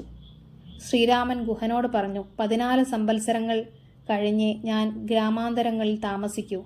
അതുകൊണ്ട് നീ തോണി കൊണ്ടുവന്ന് ഞങ്ങളെ അക്കരെ കടത്തുക. രാത്രി കുശതൽപ്പത്തിൽ രാമനും സീതയും ഉറങ്ങി. ലക്ഷ്മണൻ അമ്പും വില്ലും ധരിച്ച് കാവൽ നിന്നു. ഗുഹനും കൂട്ടുനിന്നു. ഗുഹൻ കൈകേയിയെയും മന്ദരയെയും കുറ്റപ്പെടുത്തി. ലക്ഷ്മണൻ പറഞ്ഞു, എല്ലാം പൂർവ്വജന്മ സുകൃതം. സുഖമുണ്ടെങ്കിൽ ദുഃഖമുണ്ടാവും. സുഖവും ദുഃഖവും മാറി മാറി വരും. അവർ സംസാരിച്ചിരുന്നു. നേരം പുലർന്നു. രാഘവൻ നിത്യകർമ്മങ്ങൾ കഴിച്ചു. ഗുഹൻ തോണി കൊണ്ടുവന്ന സീതയും ശ്രീരാമനും ലക്ഷ്മണനും തോണിയിൽ കയറി. ഗുഹൻ തോണി തുഴഞ്ഞു. സീത ഗംഗയെ സ്തുതിച്ചു. ഗുഹൻ കൂടെ പോകാൻ രാമനോട് അനുവാദം ചോദിച്ചു. രാമൻ പറഞ്ഞു, 14 സംവത്സരം കഴിഞ്ഞാൽ ഞാൻ ഇങ്ങു വരും. അതുവരെ നീ ഇവിടെ വസിക്കുക. ഇനി നമ്മൾ പോകുന്നത് ഭരദ്വാജാശ്രമ പ്രവേശത്തിലേക്കാണ്. ശ്രീരാമൻ സീതയോടും ലക്ഷ്മണനോടും കൂടി അന്നവിടെ വസിച്ചു. പിറ്റേനാൾ പുലർച്ചെ നിത്യകർമ്മമെല്ലാം കഴിച്ച് ഭരദ്വാജാശ്രമത്തിനടുത്തെത്തി. അവിടെ കണ്ട താപസനോട് ശ്രീരാമൻ പറഞ്ഞയച്ചു. ദശരഥപുത്രനായ ശ്രീരാമൻ വന്നിട്ടുണ്ടെന്ന വാർത്ത ഭരദ്വാജ മുനിയോട് ചെന്നറിയിക്കണം. സന്യാസി ഭരദ്വാജ മുനിയോട് രാമൻ വന്നിട്ടുണ്ടെന്ന വാർത്ത അറിയിച്ചു. ഭരദ്വാജ മുനി അർഘ്യപാദാദികളോടുകൂടി ശ്രീരാമലക്ഷ്മണന്മാരെ ചെന്നെതിരേറ്റു. ശ്രീരാമനോട് പർണശാലയിൽ ഇരിക്കാൻ ക്ഷണിച്ചു. മഹർഷി അവരെ പൂജിച്ചു. ഭരദ്വാജൻ പറഞ്ഞു, ബ്രഹ്മാവിന്റെ പ്രാർത്ഥനയാൽ അങ്ങ് മനുഷ്യനായി ജനിച്ചതെല്ലാം എനിക്കറിയാം. അന്നു രാത്രി മുനിയുമായി കഴിഞ്ഞു. നാനാ മുനികുല സംകുലമായ ആശ്രമത്തിൽ വാൽമീകിയെ കണ്ട് ശ്രീരാമാദികൾ വണങ്ങി. വാൽമീകി സന്തോഷാശ്രുക്കളോടെ ശ്രീരാമനെ പുണർന്നു. അർഘ്യാദികളെ കൊണ്ട് പൂജിച്ച് ശ്രീരാമൻ വാൽമീകിയോട് പറഞ്ഞു, താതാജ്ഞയാ ഞാൻ സീതയോടും ലക്ഷ്മണനോടും കൂടി വനത്തിലേക്ക് പുറപ്പെട്ടു. എല്ലാ വിവരങ്ങളും അങ്ങേക്കറിയാമല്ലോ. എനിക്ക് സീതയോടും കൂടി സുഖമായി താമസിക്കുന്നതിന് ഒരു സ്ഥലം അങ്ങ് പറഞ്ഞു തരണം. ഇവിടെ കുറേ കാലം വസിക്കണ ആഗ്രഹമൊക്കെ ഉണ്ട്. അങ്ങയെപ്പോലുള്ള ദിവ്യന്മാർ ഇരിക്കുന്ന മംഗലമായ സ്ഥലം വസിക്കുന്നതിന് സുഖകരമായിരിക്കും. ഇത് കേട്ട് വാൽമീകി പറഞ്ഞു, സർവ്വലോകങ്ങളും നിന്നിലാണ് വസിക്കുന്നത്. നീ സർവ്വലോകത്തിനും ഈശ്വരനാണ്. ആ നിനക്ക് വാസസ്ഥലം ഞാൻ പറയണമോ?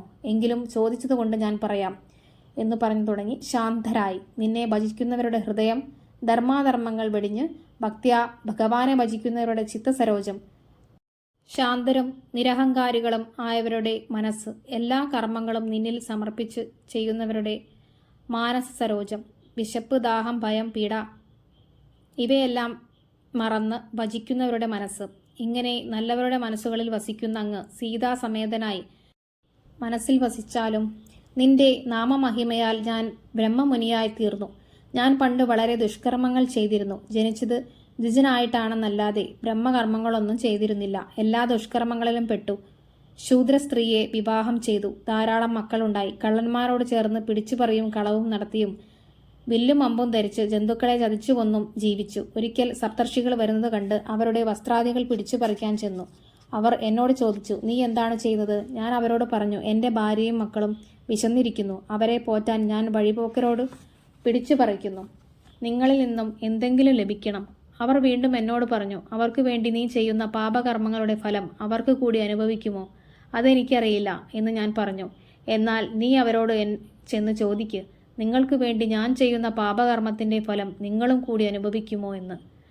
നീ അത് ചോദിച്ചു വരുന്നതുവരെ ഞങ്ങൾ ഇവിടെ നിൽക്കാം. ഇത് കേട്ട് ഞാൻ പോയി ഭാര്യയോടും മക്കളോടും ചോദിച്ചു, നിങ്ങൾക്ക് വേണ്ടി ഞാൻ ചെയ്യുന്ന കർമ്മത്തിൻ്റെ ഫലം നിങ്ങളും അനുഭവിക്കുമോ എന്ന്. ഉടൻ അവരുടെ മറുപടിയും വന്നു.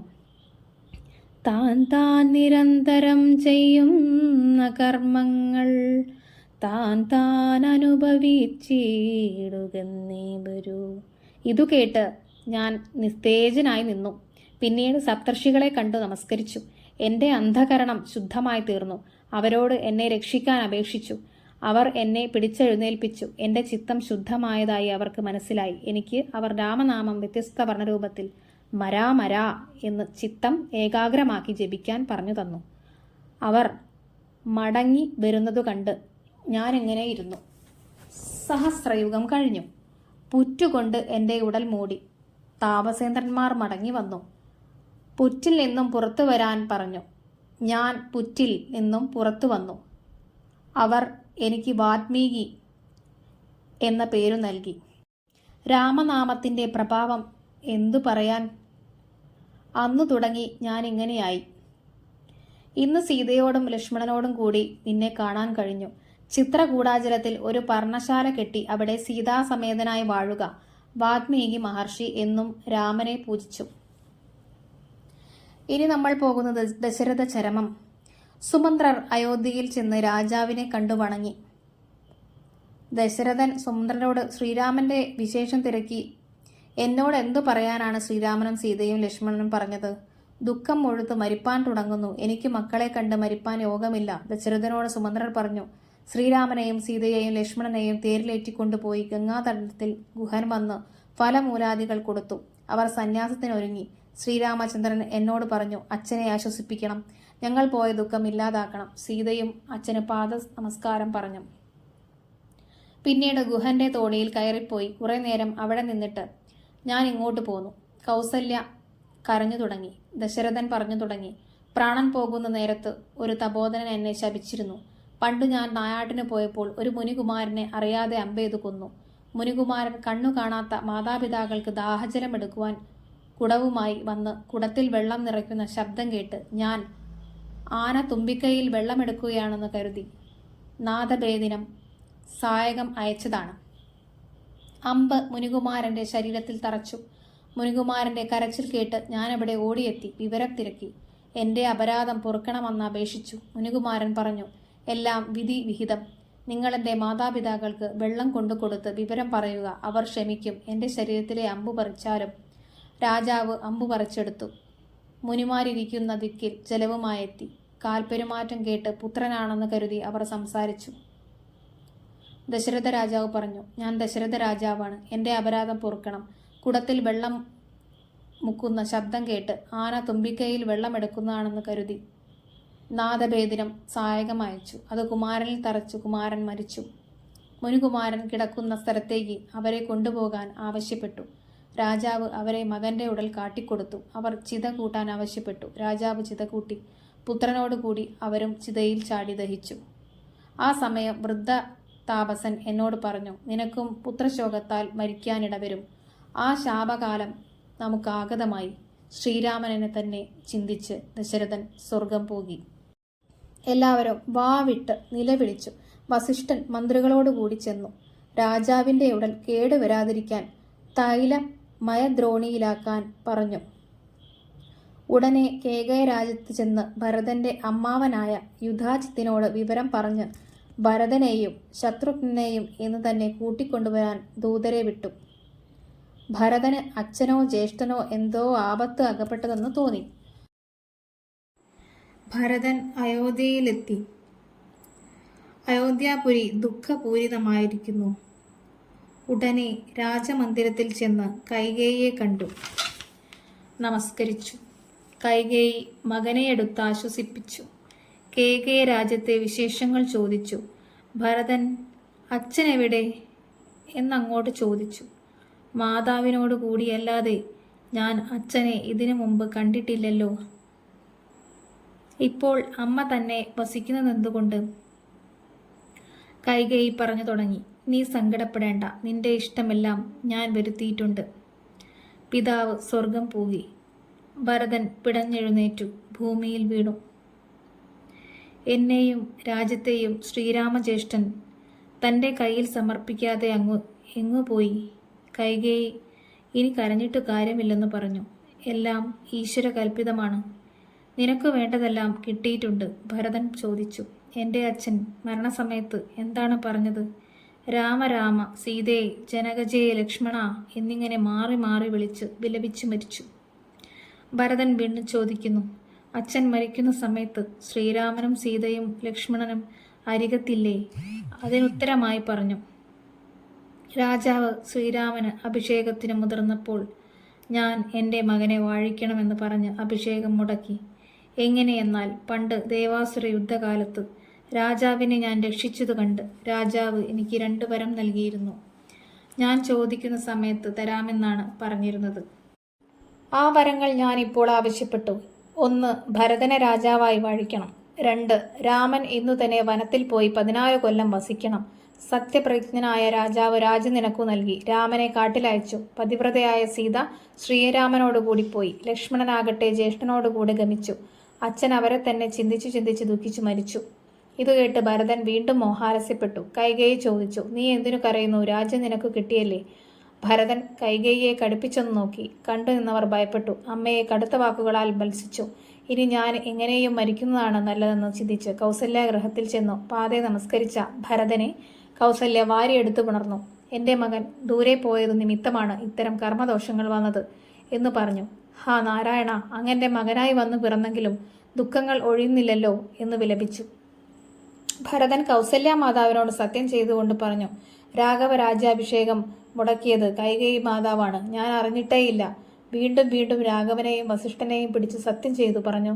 ഞാൻ അതറിഞ്ഞിരുന്നുവെങ്കിൽ ബ്രഹ്മഹത്യാപാപം ഭുജിക്കുന്നുണ്ട്. ഭരതന്റെ നെറുകയിൽ മുകർന്നുകൊണ്ട് കൗസല്യ പറഞ്ഞു. ഒന്നും നിന്റെ കുറ്റമല്ലെന്ന് എനിക്കറിയാം. വസിഷ്ഠമുനി അന്തപുരത്തിൽ വന്ന് ഭരതനെ കണ്ടു. ഭരതൻ തൊഴുതു കരഞ്ഞു. വസിഷ്ഠൻ പറഞ്ഞു, ദശരഥൻ എല്ലാ സൗഭാഗ്യങ്ങളും അനുഭവിച്ചു മരിച്ചു. ഇന്ദ്രൻ അർദ്ധാസനം കൊടുത്ത് ഇരുത്തിയിരിക്കുന്നു. ജന്മമുണ്ടെങ്കിൽ മരണവും നിശ്ചയം. ഇനി സംസ്കാര കർമ്മം ചെയ്യുക. ഭരതൻ താതശരീരം എണ്ണത്തോണി തന്നിൽ നിന്നെടുത്ത് കുളിപ്പിച്ചു നല്ല വസ്ത്രങ്ങൾ ധരിപ്പിച്ചു ദഹിപ്പിച്ചു. 12-ാം ദിവസം പിണ്ടവും കഴിച്ചു. സർവ്വജനങ്ങൾക്കും പലവിധ ദാനങ്ങളും നൽകി. കാട്ടിൽ പോയ ജ്യേഷ്ഠനെ ഓർത്ത് ദിവസങ്ങൾ കഴിച്ചു. വസിഷ്ഠൻ സ്വർണാസനത്തിലിരുന്ന് ഭരതനെയും ശത്രുഘ്നെയും വരുത്തി. രാജാ ദശരഥൻ നിനക്കു രാജ്യം തന്നു. ഇനി ഞാൻ നിനക്ക് അഭിഷേകം നൽകാം. ഇനി രാജ്യത്തെ അരാജകമാക്കാൻ പാടില്ല. അച്ഛൻ്റെ ആഗ്രഹം നിറവേറ്റുകയും വേണം. മനുഷ്യർക്ക് ഗുണങ്ങൾ വന്നു ഭവിക്കുന്നത് ഗുരുപ്രസാദത്തിലാണ്. ഭരതൻ മറുപടിയായി പറഞ്ഞു, അടിയന് രാജ്യം വേണ്ട. രാജാവ് എൻ്റെ ജ്യേഷ്ഠനാണ്. ഞങ്ങൾ അദ്ദേഹത്തിൻ്റെ കിങ്കരന്മാരാണ്. നാളെ നമ്മളെല്ലാവരും കൂടി പോയി രാമൻ ജ്യേഷ്ഠനെ കൊണ്ടുവരുന്നുണ്ട്. എല്ലാ സന്നാഹത്തോടും കൂടി പോകണം. അദ്ദേഹം വരുന്നതുവരെ ഫലമൂലങ്ങൾ ഭക്ഷിച്ച് ഭൂമിയിൽ ശയിക്കുന്നതേയുള്ളൂ. എല്ലാവർക്കും സന്തോഷമായി. എല്ലാവരും ഭരതനെ പുകഴ്ത്തി. രാജമാതാക്കൾ, മന്ത്രിമാർ, വസിഷ്ഠനും പത്നിയും സൈന്യസമേതം ഭരതശത്രുഘ്നന്മാർ വനത്തിലേക്ക് പുറപ്പെട്ടു. രാമനെ കാണാനുള്ള മോഹത്താൽ മാർഗഭേദങ്ങൾ അറിഞ്ഞില്ല. സൈന്യസമേതമുള്ള ഭരതന്റെ വരവറിഞ്ഞ് ഗുഹന് പരിഭ്രമമായി. എന്തിനാണ് ഈ വരവ്? ഭൃത്യരോട് പറഞ്ഞു, ഞാൻ ചെന്ന് വന്നിച്ച് വിവരങ്ങൾ അറിഞ്ഞു വരാം. ശ്രീരാമനോട് വിദ്വേഷത്തിനെങ്കിൽ ഇവരാരും പോകരുത്. അതല്ല നല്ലവരെങ്കിൽ കടത്തുകയും വേണം. ഗുഹൻ ഭരതനെ വണങ്ങി. ഭരതൻ രാമമന്ത്രം ജപിച്ച് ഋഷിതുല്യനായിരിക്കുന്നു. ഭരതൻ ഗുഹനെ എഴുന്നേൽപ്പിച്ചു. ഗുഹനോട് പറഞ്ഞു, ഭവാൻ ഏറ്റവും വലിയ ഭാഗ്യവാനാണ്. ശ്രീരാമചന്ദ്രന്റെ ആലിംഗനത്തിന് പാത്രമായല്ലോ. സീതയോടുകൂടി ജ്യേഷ്ഠൻ എവിടെ വസിക്കുന്നു? നിങ്ങൾ തമ്മിൽ എന്തു സംസാരിച്ചു? അദ്ദേഹം എവിടെ ഉറങ്ങി? ഇത്തരം വാക്കുകളാൽ ഭരതൻ അത്യുത്തമനാണെന്ന് ഗുഹന് മനസ്സിലായി. കൗസല്യാതനയനെ കൂട്ടിക്കൊണ്ടുപോവാനാണ് ഞാൻ വന്നിരിക്കുന്നത്. ഗുഹൻ പറഞ്ഞു, ഇത്ര ഭക്തിയുള്ള അങ്ങ് പുണ്യവാന്മാരിൽ വെച്ച് അത്യുത്തമനാണ്. ഗംഗാനദി കടന്നാൽ ചിത്രകൂടാചലം കാണാം. അവിടെ രാമൻ സീതാസമേതം വസിക്കുന്നു. എല്ലാവരും തോണി കരേറി ഗംഗ കടന്നു. ഭരദ്വാജാശ്രമത്തിൽ ചെന്നു. പടയെ ദൂരെ നിർത്തി ഭരതൻ ഭരദ്വാജനെ വന്ദിച്ചു. മുനി പറഞ്ഞു, രാജ്യം ഭരിക്കേണ്ട നീ ജടാവൽക്കലം ധരിച്ച് വന്നത് എന്തുകൊണ്ട്? ഭരതൻ പറഞ്ഞു, അങ്ങേക്കറിയാത്ത ഒരു കാര്യവുമില്ല. എന്നാലും ഞാൻ പറയാം. രാമാഭിഷേകം മുടക്കിയത് കൈകേയി അമ്മയാണ്. ഞാനൊന്നും അറിഞ്ഞതല്ല. ശ്രീരാമപാദങ്ങൾ ഭജിക്കുകയാണ് എൻ്റെ ഇംഗിതം. ശ്രീരാമചന്ദ്രനെ ഇവിടെ വെച്ച് അഭിഷേകം കഴിച്ചു കൊണ്ടുപോകണം. അതിനു വേണ്ടിയാണ് വന്നിരിക്കുന്നത്. മുനി ഭരതന്റെ നെറുകയിൽ ചുംബിച്ചു. എല്ലാം ഞാൻ കണ്ടറിഞ്ഞിരിക്കുന്നു. ലക്ഷ്മണനേക്കാൾ രാമനോട് ഭക്തി നിനക്കാണെന്ന് എനിക്കറിയാം. ഇന്നിവിടെ കഴിഞ്ഞ് നാളെ രാമചന്ദ്രനെ കാണാൻ പോകാം. സുരഭി കാനനം ദേവേന്ദ്രലോക സമാനമാക്കി. പിറ്റേന്ന് മുനിയെ കൂപ്പി ഭരതശത്രുഘ്നന്മാർ ചിത്രകൂടാചലത്തിലേക്ക് ഗമിച്ചു.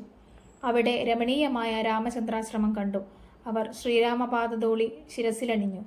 രാമചന്ദ്രനെ നമസ്കരിച്ചു. ശ്രീരാമൻ ഭരത ശത്രുഘ്നന്മാരെ ആലിംഗനം ചെയ്തു. ലക്ഷ്മണൻ ഭരതനെ നമസ്കരിച്ചു.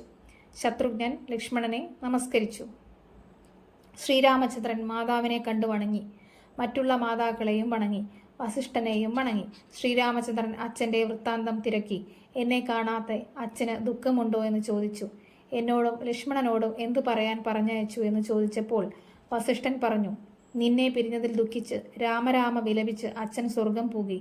കർണകഠോരമായ വാക്കുകേട്ട് ശ്രീരാമചന്ദ്രൻ മോഹാലസ്യപ്പെട്ട് വീണു. എല്ലാവരും ഒന്നിച്ചു കരഞ്ഞു തുടങ്ങി. ശ്രീരാമനും സീതയും ലക്ഷ്മണനും വാവിട്ടു നിലവിളിച്ചു. വസിഷ്ഠൻ നല്ല വാക്കുകളാൽ അവരെ സമാശ്വസിപ്പിച്ചു.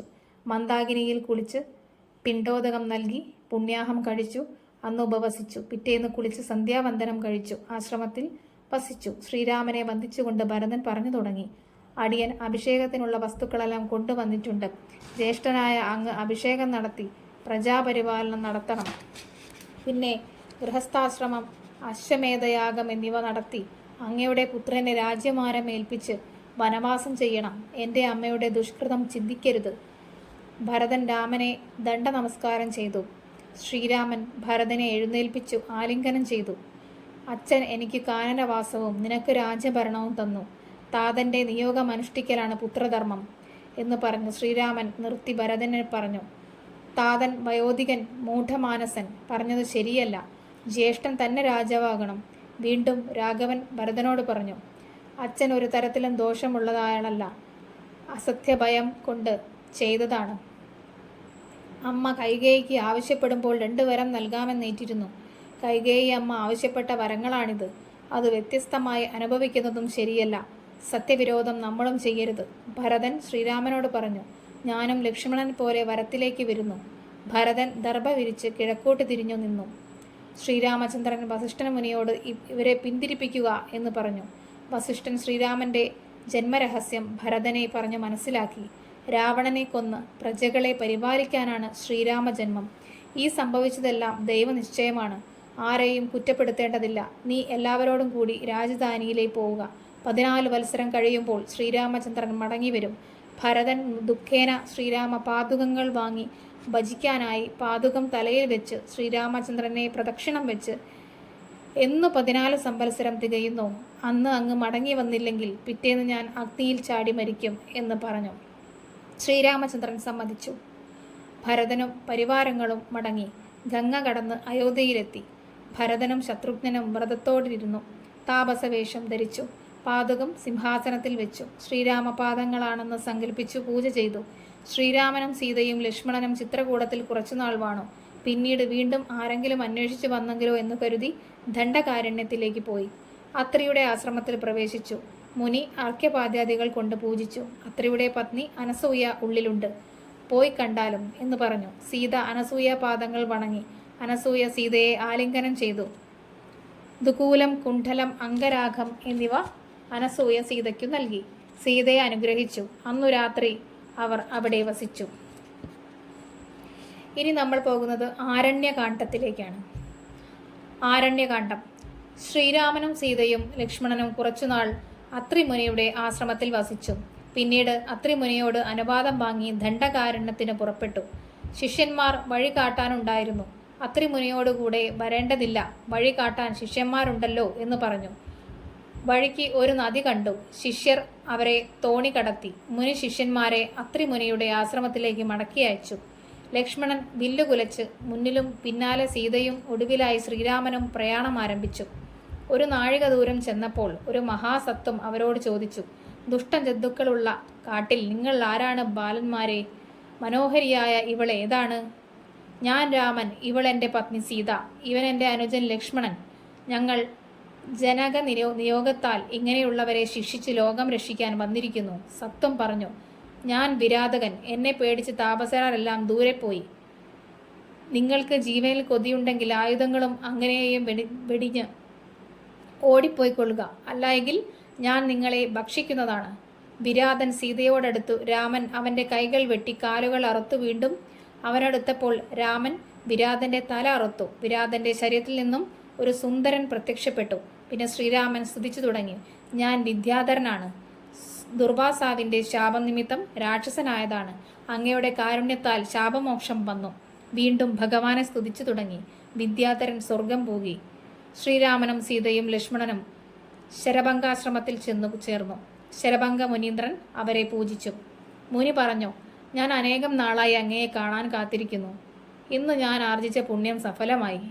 ഇന്ന് ഞാൻ എൻ്റെ പുണ്യമെല്ലാം നിന്നിലാക്കി മോക്ഷത്തെ പ്രാപിക്കുന്നു എന്ന് പറഞ്ഞ് ദേഹം വെടിഞ്ഞു. ശ്രീരാമചന്ദ്രൻ്റെ വരവറിഞ്ഞ് മുനിമാർ അദ്ദേഹത്തെ കാണാൻ വന്നു. ഭഗവാൻ നാരായണൻ ഞങ്ങളുടെ ദുഃഖം കളയാൻ ഭൂമിയിൽ അവതരിച്ചത് ഞങ്ങൾ അറിഞ്ഞു. ലക്ഷ്മണനാകുന്നത് അനന്തനും സീത ലക്ഷ്മി ദേവിയും ഭരതശത്രുഘ്നന്മാർ ശംഖചക്രങ്ങളെന്നും ഞങ്ങൾ അറിഞ്ഞിരിക്കുന്നു. ഓരോ ആശ്രമങ്ങളും കാണാൻ ശ്രീരാമലക്ഷ്മണന്മാർ സീതാസമേതനായി പോയി. ഒരു ദിക്കിൽ കുന്നുപോലെ അസ്ഥി സഞ്ചയം കണ്ട് ശ്രീരാമൻ മുനിമാരോട് ചോദിച്ചു, ഇത്രയധികം അസ്ഥി കൂമ്പാരം എങ്ങനെ ഉണ്ടായി? മുനിമാർ പറഞ്ഞു, രാക്ഷസന്മാർ മുനിമാരെ കൊന്നു തിന്നതിൻ്റെ അസ്ഥികളാണ്. ശ്രീരാമൻ ദുഷ്ടരാക്ഷസകുലം നശിപ്പിക്കുന്നതാണ് എന്ന് ധരിപ്പിച്ചു മുനിസത്തന്മാരുടെ ആശ്രമത്തിൽ 13 കൊല്ലം കഴിച്ചുകൂട്ടി. ഏറ്റവും നല്ല സുധീഷ്ണാശ്രമത്തിൽ അവരെത്തി.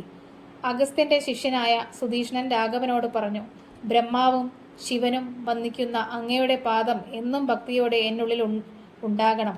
മായാമോഹങ്ങൾ ഉണ്ടാകാതിരിക്കണം. ഈ രൂപം എന്നും കാണാനും ഈ നാമം എന്നും ചൊല്ലാനും സാധിക്കണം. ഇത് കേട്ട ശ്രീരാമചന്ദ്രൻ സുധീഷ്ണനോട് പറഞ്ഞു, അങ്ങയുടെ മനസ്സെനിക്കറിയാം.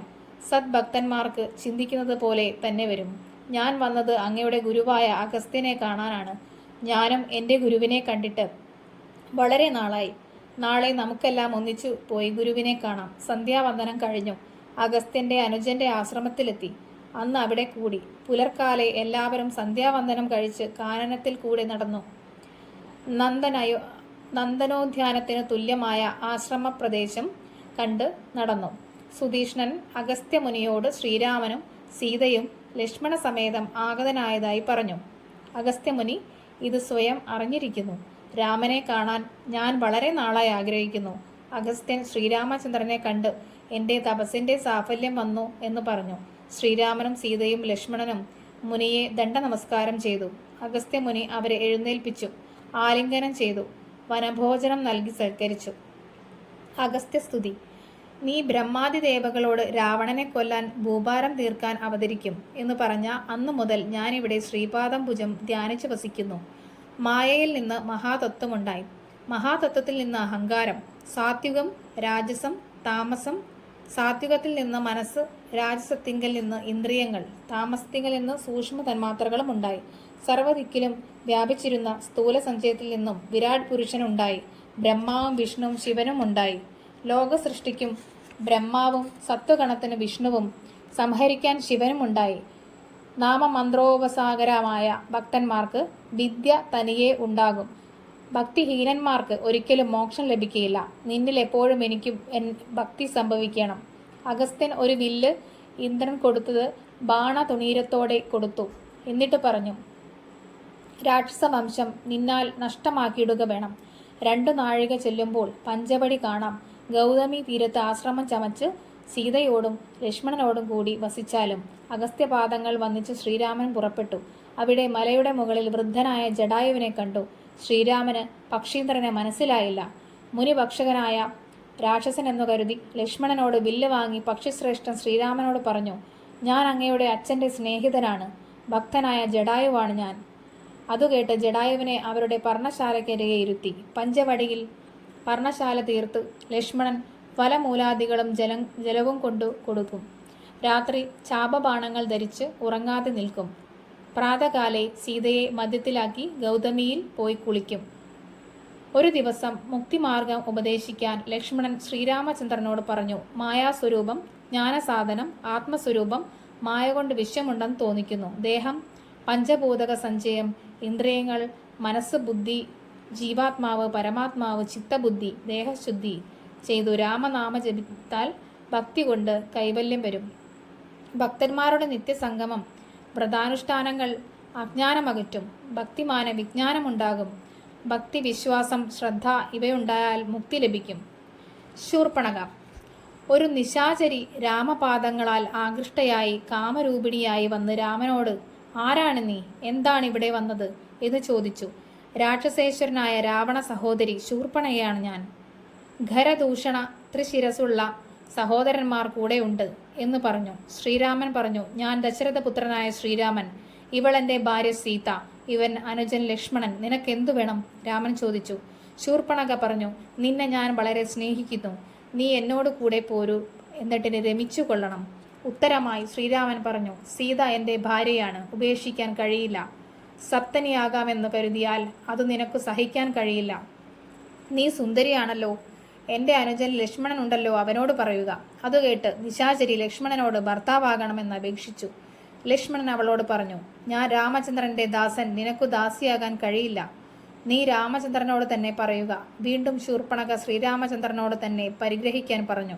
ശ്രീരാമചന്ദ്രൻ പറഞ്ഞു, ഒരുത്തനായാൽ അവനെ ശുശ്രൂഷിക്കാൻ ഒരുത്തി വേണം. എനിക്കിപ്പോൾ ഇവളുണ്ട്, അവന് ആരുമില്ല. അതിനാൽ നീ അവനോട് പറയുക. വീണ്ടും ലക്ഷ്മണനോട് രാവണ സോദരി കരത്തെ ഗ്രഹിക്കാൻ അപേക്ഷിച്ചു. ലക്ഷ്മണൻ പറഞ്ഞു, എനിക്ക് നിന്നെ ഇഷ്ടമല്ല, രാമനോട് പറയൂ. ശൂർപ്പണയ്ക്ക് ദേഷ്യവും ആശാഭംഗവും വന്നു. മായാരൂപം വിട്ട് അഞ്ജന ശൈലം പോലെ വളർന്നു. സീതയെ ഉപദ്രവിക്കാനടുത്തു. ശ്രീരാമൻ തടുത്തു. ലക്ഷ്മണൻ ഉറയിൽ നിന്ന് വാളൂരിയെടുത്തു. ശൂർപ്പണകയുടെ മുലയും മൂക്കും കാതും ഛേദിച്ചു. രക്താഭിഷിക്തയായ ശൂർപ്പണക ഖരന്റെ മുന്നിൽ ചെന്നു വീണു. ഖരൻ ചോദിച്ചു, ആരാണീ ചെയ്തത്? അവൾ പറഞ്ഞു, ദശരഥപുത്രന്മാരായ രാമലക്ഷ്മണന്മാരും സീതയും കാനത്തിൽ വന്നിട്ടുണ്ട്. ജ്യേഷ്ഠനായ രാമൻ പറഞ്ഞിട്ട് അനുജനായ ലക്ഷ്മണനാണ് വാളുകൊണ്ടെന്നെ വെട്ടിയത്. നീ അവനെ കൊന്ന് എനിക്ക് ചോര നൽകണം. അത് കേട്ട് ഖരൻ 14 നരന്മാരെ കൊല്ലാനയച്ചു. ശൂർപ്പണകയോട് അവരെ കാട്ടിക്കൊടുക്കാനും പറഞ്ഞു. രാക്ഷസർ ആയുധ സന്നാഹത്തോടുകൂടി പോയി. 14 പേരും ശരങ്ങൾ പ്രയോഗിച്ചു. ശ്രീരാമൻ അവർ 14നെയും ഓരോ ശരത്താൽ കൊന്നു. അതുകണ്ട് ശൂർപ്പണക ഓടിപ്പോയി ഖരന്റെ മുന്നിൽ വീണു. നിന്നോടുകൂടി പോന്നവരെല്ലാം എവിടെ എന്നു ഖരൻ. അവരെല്ലാം രാമസായകമേറ്റു മരിച്ചുപോയി എന്ന് ശൂർപ്പണക. അത് കേട്ട് ത്രിശിരസും ഖരനും ദൂഷണനും എല്ലാം പടയോടും കൂടെ പുറപ്പെട്ടു. പടയുടെ കോലാഹലം കേട്ടു ശ്രീരാമൻ ലക്ഷ്മണനോട് സീതയെ ഗുഹയിലാക്കാൻ പാലിച്ചു കൊള്ളാൻ പറഞ്ഞു. ഇവരോട് ഞാൻ യുദ്ധം ചെയ്തു കൊള്ളാം എന്നും പറഞ്ഞു. ലക്ഷ്മണൻ സീതയെ ഗഹ്വരത്തിലാക്കി കാവൽ നിന്നു. ശ്രീരാമൻ രക്ഷോഗണത്തെ സായകാവലി തൂകി നിഗ്രഹിച്ചു. ദൂഷണനെയും നിഗ്രഹിച്ചു. പിന്നീട് ത്രിശിരസും ശ്രീരാമനുമായി യുദ്ധം ത്രിശിരസിനെയും വധിച്ചു. ഒടുവിൽ ഖരൻ എതിരിട്ടു. അഗസ്ത്യൻ കൊടുത്ത ബ്രഹ്മചാപം കയ്യിൽ വന്നു. വൈഷ്ണവാസ്ത്രത്താൽ സൂതനെ കൊന്നു, തുരകങ്ങളെ കൊന്നു. പെട്ടെന്ന് ഖരൻ മറ്റൊരു തേരിലേറി. ശ്രീരാമൻ ആഗ്നേയാസ്ത്രമെയ്തു. ഖരൻ വരുണാസ്ത്രത്താൽ തടുത്തു. രാമൻ കൗബേരാസ്ത്രമെയ്തു. ഖരൻ ഐന്ദ്രാസ്ത്രം കൊണ്ട് തടുത്തു. നൈരസ്തമാസ്ത്രത്തെ യാമ്യാസ്ത്രത്താൽ തടുത്തു. വായവ്യമസ്ത്രത്തെ ഐന്ദ്രാസ്ത്രം കൊണ്ട് തടുത്തു. ഗാന്ധർവാസ്ത്രത്തിനെതിരെ ഗൗഹകമസ്ത്രം പ്രയോഗിച്ചു. ആസുരാമസ്ത്രത്തിനെതിരെ ദൈവാസ്ത്രം പ്രയോഗിച്ചു. ഐശികാസ്ത്രത്തിനെതിരെ വൈഷ്ണവാസ്ത്രം പ്രയോഗിച്ചു. ഇങ്ങനെ അസ്ത്രപ്രത്യസ്ത്രങ്ങൾ എയ്തെടുത്ത് ഒടുവിൽ ഖരനെതിരെ ഇന്ദ്രദൈവാസ്ത്രം പ്രയോഗിച്ചു. ലങ്കാനഗരത്തിൻ്റെ ഉത്തരദ്വാരത്തിൽ ഖരന്റെ ശിരസ്സു ചെന്ന് പതിച്ചു. ഖരഭൂഷണ ത്രിശിരസും 14,000 രാക്ഷസരും രാമബാണമേറ്റു മരിച്ചതിനാൽ ദിവ്യവിഗ്രഹത്തോടെ ശ്രീരാമനെ സ്തുതിച്ചു തുടങ്ങി മോക്ഷത്തിനായി പ്രാർത്ഥിച്ചു. എല്ലാവർക്കും മോക്ഷം നൽകി സീതയും ലക്ഷ്മണനും ശ്രീരാമനെ നമസ്കരിച്ചു. സീതാദേവി തൃക്കൈകൾ കൊണ്ട് തടവി ശ്രീരാമ ശരീരത്തിലെ മുറിവുകളും മായ്ച്ചു കളഞ്ഞു. ഇപ്പോൾ രാവണൻ വരും എന്ന് ശ്രീരാമൻ പറഞ്ഞു. ഖരഭൂഷണ ത്രിശിരസുകളെ വധിച്ച വിവരം മുനിമാരെ അറിയിക്കാൻ ലക്ഷ്മണനെ അയച്ചു. എല്ലാ മുനിമാരും കൂടി പല രാശികൾ തട്ടായുവാൻ 3 പേർക്കും അങ്കുലീയവും ചൂടാരത്നവും കവചവും ലക്ഷ്മണന്റെ കയ്യിൽ കൊടുത്തുവിട്ടു. ലക്ഷ്മണൻ ശ്രീരാമൻ ചന്ദ്രന്റെ കാൽക്കൽ വെച്ചു. അങ്കുലീയം ശ്രീരാമന്റെ കൈവിരലിൽ ഇട്ടു. ചൂടാരത്നം സീതയ്ക്കു നൽകി. കവചം ലക്ഷ്മണൻ അണിയിക്കാൻ കൊടുത്തു. ശൂർപ്പണഖ അലമുറയിട്ട് അലറി രാവണന്റെ മുമ്പിൽ ചെന്നു വീണു. മുലയും മൂക്കും കാതും കൂടാതെ കരയുന്ന സോദരിയോട് രാവണൻ കാരണം തിരക്കി. ശൂർപ്പണഖ സോദരനോട് കയർത്തു. രാജാവല്ലേ, വിവരങ്ങൾ അറിയേണ്ടേ? നിന്റെ സുഖം മാത്രം മതിയോ? ഖരദൂഷണ ത്രിശിരസുകളും 14,000 പടയും മരിച്ചതറിഞ്ഞില്ലേ? എല്ലാം രാമൻ പ്രഹരിച്ചൊടുക്കി. ഇതു കേട്ട് രാവണൻ ചോദിച്ചു, രാമൻ ആര്? എന്തിനാ അവൻ കൊന്നു? ശൂർപ്പണഖ പറഞ്ഞു, ഞാനൊരു ദിവസം ജനസ്ഥാനത്ത് കൂടി നടക്കുമ്പോൾ പഞ്ചവടി കണ്ടു. ആശ്രമത്തിൽ രാമനെയും കണ്ടു. ലക്ഷ്മി സമയായ സീതയെയും കണ്ടു. അനുജൻ ലക്ഷ്മണനെ കണ്ടു. അതിസുന്ദരിയായ സീത അരികിലുണ്ടായതിനാലാണ് രാമൻ ഇതെല്ലാം സാധിക്കുന്നത്. നിനക്കു സീത നന്നായി ചേരുമെന്ന് കരുതി സീതയെ കൊണ്ടുപോരാൻ ഒരുങ്ങി. സീത നിന്റെ ഭാര്യയായാൽ എല്ലാ ഗുണങ്ങളും നിനക്കും കൈവരും. അപ്പോൾ രാഘവന്റെ ആജ്ഞാപ്രകാരം ലക്ഷ്മണൻ എൻ്റെ മൂക്ക്, മുല, കാത് അരിഞ്ഞു കളഞ്ഞു. ഞാൻ ഖരനോട് വിവരം പറഞ്ഞു. ഖരനും ദൂഷനും ത്രിശിരസും 14,000 രാക്ഷസരും രാമനോടേറ്റു. എല്ലാവരും ഒടുങ്ങി. രാമനോടേറ്റുമുട്ടാൻ നിനക്ക് ശക്തി പോരാ. അതിനാൽ എങ്ങനെയും മോഹിപ്പിച്ച് സീതയെ കൊണ്ടുവരണം. സീത അരികിലുള്ളതിലാണ് ശ്രീരാമന് ഇത്ര വൈഭവം. ഇതു കേട്ട് രാവണൻ ചിന്തിച്ചു. രാമൻ സാധാരണക്കാരനല്ല, ശ്രീ ഭഗവാനാണ്. എന്നെ കൊല്ലാനാണ് വന്നതെങ്കിൽ സ്വർഗം പോകാം, അല്ലെങ്കിൽ എന്നും രാക്ഷസ രാജാവായി വാഴാം. വിദ്വേഷ ബുദ്ധ്യാ രാമനെ പ്രാപിക്കണം. എങ്ങനെ നനച്ചു കിടന്ന് രാത്രി കഴിഞ്ഞു. രാവിലെ ഉണർന്നു. മാരീചാശ്രമത്തിലെത്തി. മാരീചൻ രാമരാമേതി ജപിച്ച് ജടാവൽക്കലങ്ങളോടെ സമാധിയിലാണ്. ലോകോപദ്രവകാരിയായ രാവണനെ കണ്ട് പെട്ടെന്ന് എഴുന്നേറ്റു. പരസ്പരം ആശ്ലേഷിച്ചു മാരീചൻ രാമനോട് ആഗമനോദ്ദേശം ആരാഞ്ഞു. രാവണൻ പറഞ്ഞു, എന്നെ സഹായിക്കാൻ നീയല്ലാതെ മറ്റാരുമില്ല. ദശരഥ നന്ദന്മാരായ രാമനും ലക്ഷ്മണനും സീതയെന്ന കോമളഗാത്രിയോടുകൂടി ദണ്ഡകാരണ്യത്തിൽ വന്നിരിക്കുന്നു. എൻ്റെ സഹോദരിയുടെ കർണനാസിക കുജങ്ങൾ ഛേദിച്ചു. അതുകേട്ട് ഖരദൂഷണ ത്രിശിരസുകൾ 14,000 പടയും എതിരിട്ടു. രാമൻ ഒറ്റയ്ക്കവരെ വധിച്ചു. എനിക്ക് സീതയെ കൊണ്ടുപോരണം. അതിനു നീ ഹേമവർണമായ ഒരു പൊന്മാനായി കാട്ടിൽ വന്ന് സീതയെ മോഹിപ്പിക്കണം. രാമലക്ഷ്മണന്മാർ ദൂരത്ത് പോകുമ്പോൾ എനിക്ക് സീതയെ കൊണ്ടുപോരാം. ഇതു കേട്ട് മാരീചൻ ചോദിച്ചു, ഉന്മൂലനാശം വരുത്തുവാനുള്ള ഈ പരിപാടി നിനക്കാരാണ് ഉപദേശിച്ചത്? രാമൻ സാക്ഷാൽ നാരായണനാണ്. ബ്രഹ്മാദി ദേവകൾ പണ്ടു പ്രാർത്ഥിച്ചതിനാൽ നാരായണൻ മനുഷ്യനായി പിറന്നത് രാവണനെ കൊല്ലാനാണ്. രാമൻ മനുഷ്യനല്ല, ശ്രീനാരായണനാണ്. അദ്ദേഹത്തെ ഭജിച്ചു ജീവിക്കുക. ഇത് കേട്ട് രാവണൻ പറഞ്ഞു, എന്നെ കൊല്ലാനാണ് ശ്രീനാരായണൻ മനുഷ്യനായി ജനിച്ചതെങ്കിൽ അത് മറിച്ചാകുവാൻ സാധിക്കും. അതുകൊണ്ട് പൊന്മാനായി ചെന്ന് നീ രാമലക്ഷ്മണന്മാരെ ദൂരത്താക്കുക, അല്ലെങ്കിൽ നിന്നെ ഇപ്പോൾ തന്നെ വെട്ടിനുറുക്കും. മാരീചൻ ചിന്തിച്ചു, ദുഷ്ടായുധമേറ്റു മരിച്ചാൽ നരകത്തിൽ പോകും. രാമസായകമേറ്റാണ് മരിക്കുന്നതെങ്കിൽ സ്വർഗത്തിൽ പോകാമല്ലോ. മാരീചൻ പൊന്നിറമായ ഒരു മാനായി രാഘവാശ്രമ സ്ഥലത്ത് കൂടി സഞ്ചരിച്ചു. രാവണന്റെ ചേഷ്ടിതമറിഞ്ഞു ശ്രീരാമൻ സീതയോട് വഹ്നിമണ്ഡലത്തിൽ ങ്കൽ മറഞ്ഞിരിപ്പാനും മായാസീതയെ ആശ്രമത്തിൽ നിർത്താനും പറഞ്ഞു. അപ്രകാരം സീത അനുസരിച്ചു. മായാസീത ശ്രീരാമചന്ദ്രനോട് പൊന്മാനെ പിടിക്കാനായി പറഞ്ഞു. മൈഥിലിയുടെ വാക്കുകൾ കേട്ട് ശ്രീരാമൻ ലക്ഷ്മണനെ കാവലാക്കി അമ്പും വില്ലുമെടുത്ത് മാനിനെ പിടിക്കാനായി പുറപ്പെട്ടു. രാമൻ അടുത്തു ചെല്ലുമ്പോൾ മാൻ ഓടും, പിന്നെ അടുത്തു വരും. ഇങ്ങനെ മാൻ ഒട്ടു ദൂരത്തായപ്പോൾ ശ്രീരാഘവൻ ഒരു ശരമേതു. പൊന്മാൻ ശരമേറ്റപ്പോൾ വലിയ രാക്ഷസവേഷത്തിൽ ഭൂമിയിൽ പതിച്ചു. ഹാ ഹാ ലക്ഷ്മണ എന്നു കരഞ്ഞാണ് മാരീചൻ വീണത്. ലക്ഷ്മണ എന്ന വിളി ശ്രീരാമൻ്റെതാണെന്ന് സീത തെറ്റിദ്ധരിച്ചു. ഉടനെ ലക്ഷ്മണനെ ശ്രീരാമനെ രക്ഷിക്കാനായി അയച്ചു. ലക്ഷ്മണൻ സീതയോട് പറഞ്ഞു, ഇത് മാരീചനാണ്. എന്നെ ദൂരത്താക്കി ഭവതിയെ കൊണ്ടുപോകാനാണ് മാരീചൻ ഇപ്രകാരം ചെയ്യുന്നത്. സീത ലക്ഷ്മണനോട് വളരെ പൗരുഷമായി സംസാരിച്ചു. ഗത്യന്തരമില്ലാതെ ലക്ഷ്മണൻ ദേവകളെ ഏൽപ്പിച്ച് ആശ്രമത്തിന് പുറത്ത് ഒരു രേഖ വരയ്ക്ക് പുറത്തു വരരുതെന്ന് സീതയോട് പറഞ്ഞു. ജ്യേഷ്ഠനെ കാണാൻ നടന്നു. സീതാപഹരണം. ദശകണ്ഠൻ മഥനബാണാന്തനായി അവതരിച്ചു. സന്യാസി വേഷത്തിൽ മായാസീത ഭിക്ഷുവിന് ഫലമൂലാദികൾ നൽകി. ഇപ്പോൾ ഭർത്താവ് വരും, ഇഷ്ടമെല്ലാം തരും, ഇത്തിരി നേരമിരുന്നാലും എന്ന് പറഞ്ഞ് രാവണൻ ചോദിച്ചു, നീ ആരാണ്? നിന്റെ ഭർത്താവ് ആരോടാണ്? നിഷ്ഠൂര ജാതികളുള്ള ഈ കാട്ടിൽ നീ തനിയെയാണോ? സീത പറഞ്ഞു, ദശരഥപുത്രനായ രാമനാണ് എൻ്റെ പതി. അനുജൻ ലക്ഷ്മണനും കൂടെയുണ്ട്. ഞങ്ങൾ മൂവരും പിതാവിൻ്റെ ആജ്ഞയെപ്പോലെ 14 സംവത്സരം വനവാസത്തിന് വന്നിരിക്കുകയാണ്. അങ്ങ് ആരാണ്? എന്തിനിവിടെ വന്നു? ഞാൻ രാക്ഷസരാജാവ് രാവണനാണ്. ഞാൻ നിന്നെ കണ്ടു കാമപീഡിതനായി. നീ എൻ്റെ കൂടെ പോരണം. എൻ്റെ രാജ്യം സ്വർഗസമാനമാണ്. വൈദേഹി പറഞ്ഞു, ഇപ്പോൾ രാമൻ വരും, നിന്നെ കൊല്ലും. രാവണൻ അഞ്ജനാശൈലം കണക്കെ വളർന്നു ദേവിയെ എടുത്ത് തേരിലേറ്റി ആകാശമാർഗെ പോയി. സീത ശ്രീരാമലക്ഷ്മണന്മാരെ വിളിച്ചിട്ട് അലമുറയിട്ടു. സീതയുടെ കരച്ചിൽ കേട്ട് ജടായു എത്തി. രാവണനോട് യുദ്ധം തുടങ്ങി. ചന്ദ്രഹാസം കൊണ്ട് ജടായുവിൻ്റെ പക്ഷങ്ങൾ അറുത്തു. ചിറകറ്റ് ജടായു ഭൂമിയിൽ വീണു. ഭർത്താവിനെ കണ്ട് വൃത്താന്തം പറഞ്ഞതിന് ശേഷമേ നിനക്ക് മരണം വരൂ എന്ന് ഭൂമി പുത്രി ജടായുവിന് വരം നൽകി. സീത കരഞ്ഞുകൊണ്ടേയിരുന്നു. ശ്രീരാമനെ വിളിച്ചും ലക്ഷ്മണനോട് മാപ്പപേക്ഷിച്ചും.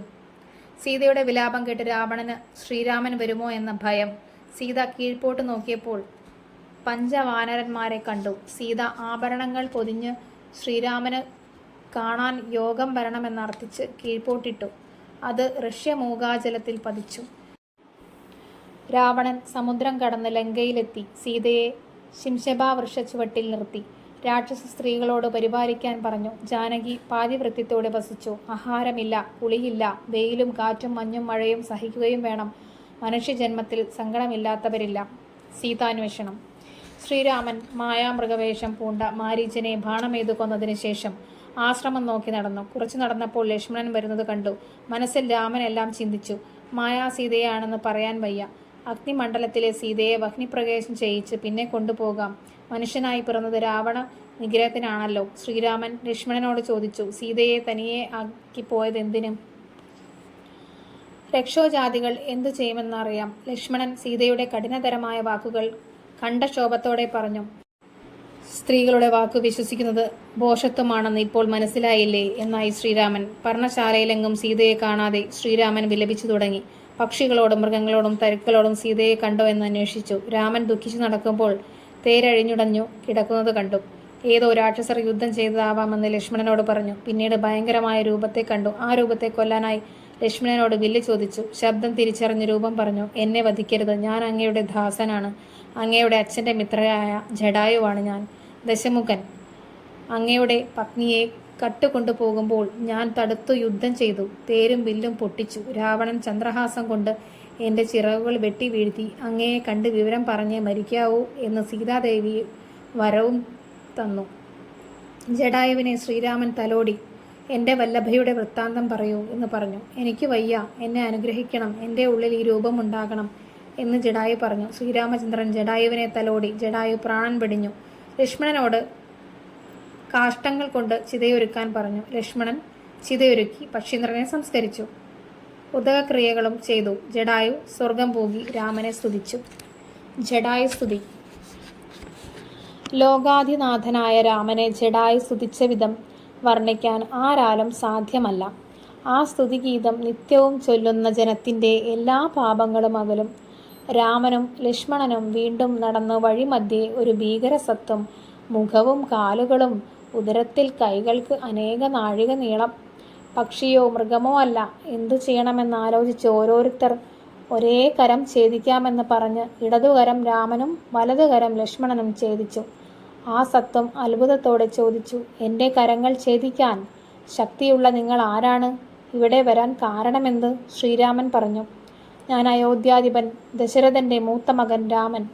ഇവൻ അനുജൻ ലക്ഷ്മണൻ. സീത എന്നു പേരായി എൻ്റെ ഭാര്യ ഞങ്ങളോടൊപ്പം ഉണ്ടായിരുന്നു.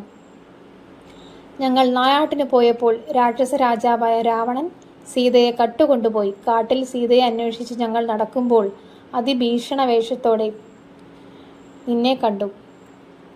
പ്രാണരക്ഷാർത്ഥം കരങ്ങൾ ഛേദിച്ചു. നീ ആര്? ശ്രീരാമചന്ദ്രൻ ചോദിച്ചു. കബന്ധൻ പറഞ്ഞു, അങ്ങ് ശ്രീരാമചന്ദ്രനാണെങ്കിൽ ഞാൻ ധന്യനായി. ഞാനൊരു ഗന്ധർവനാണ്.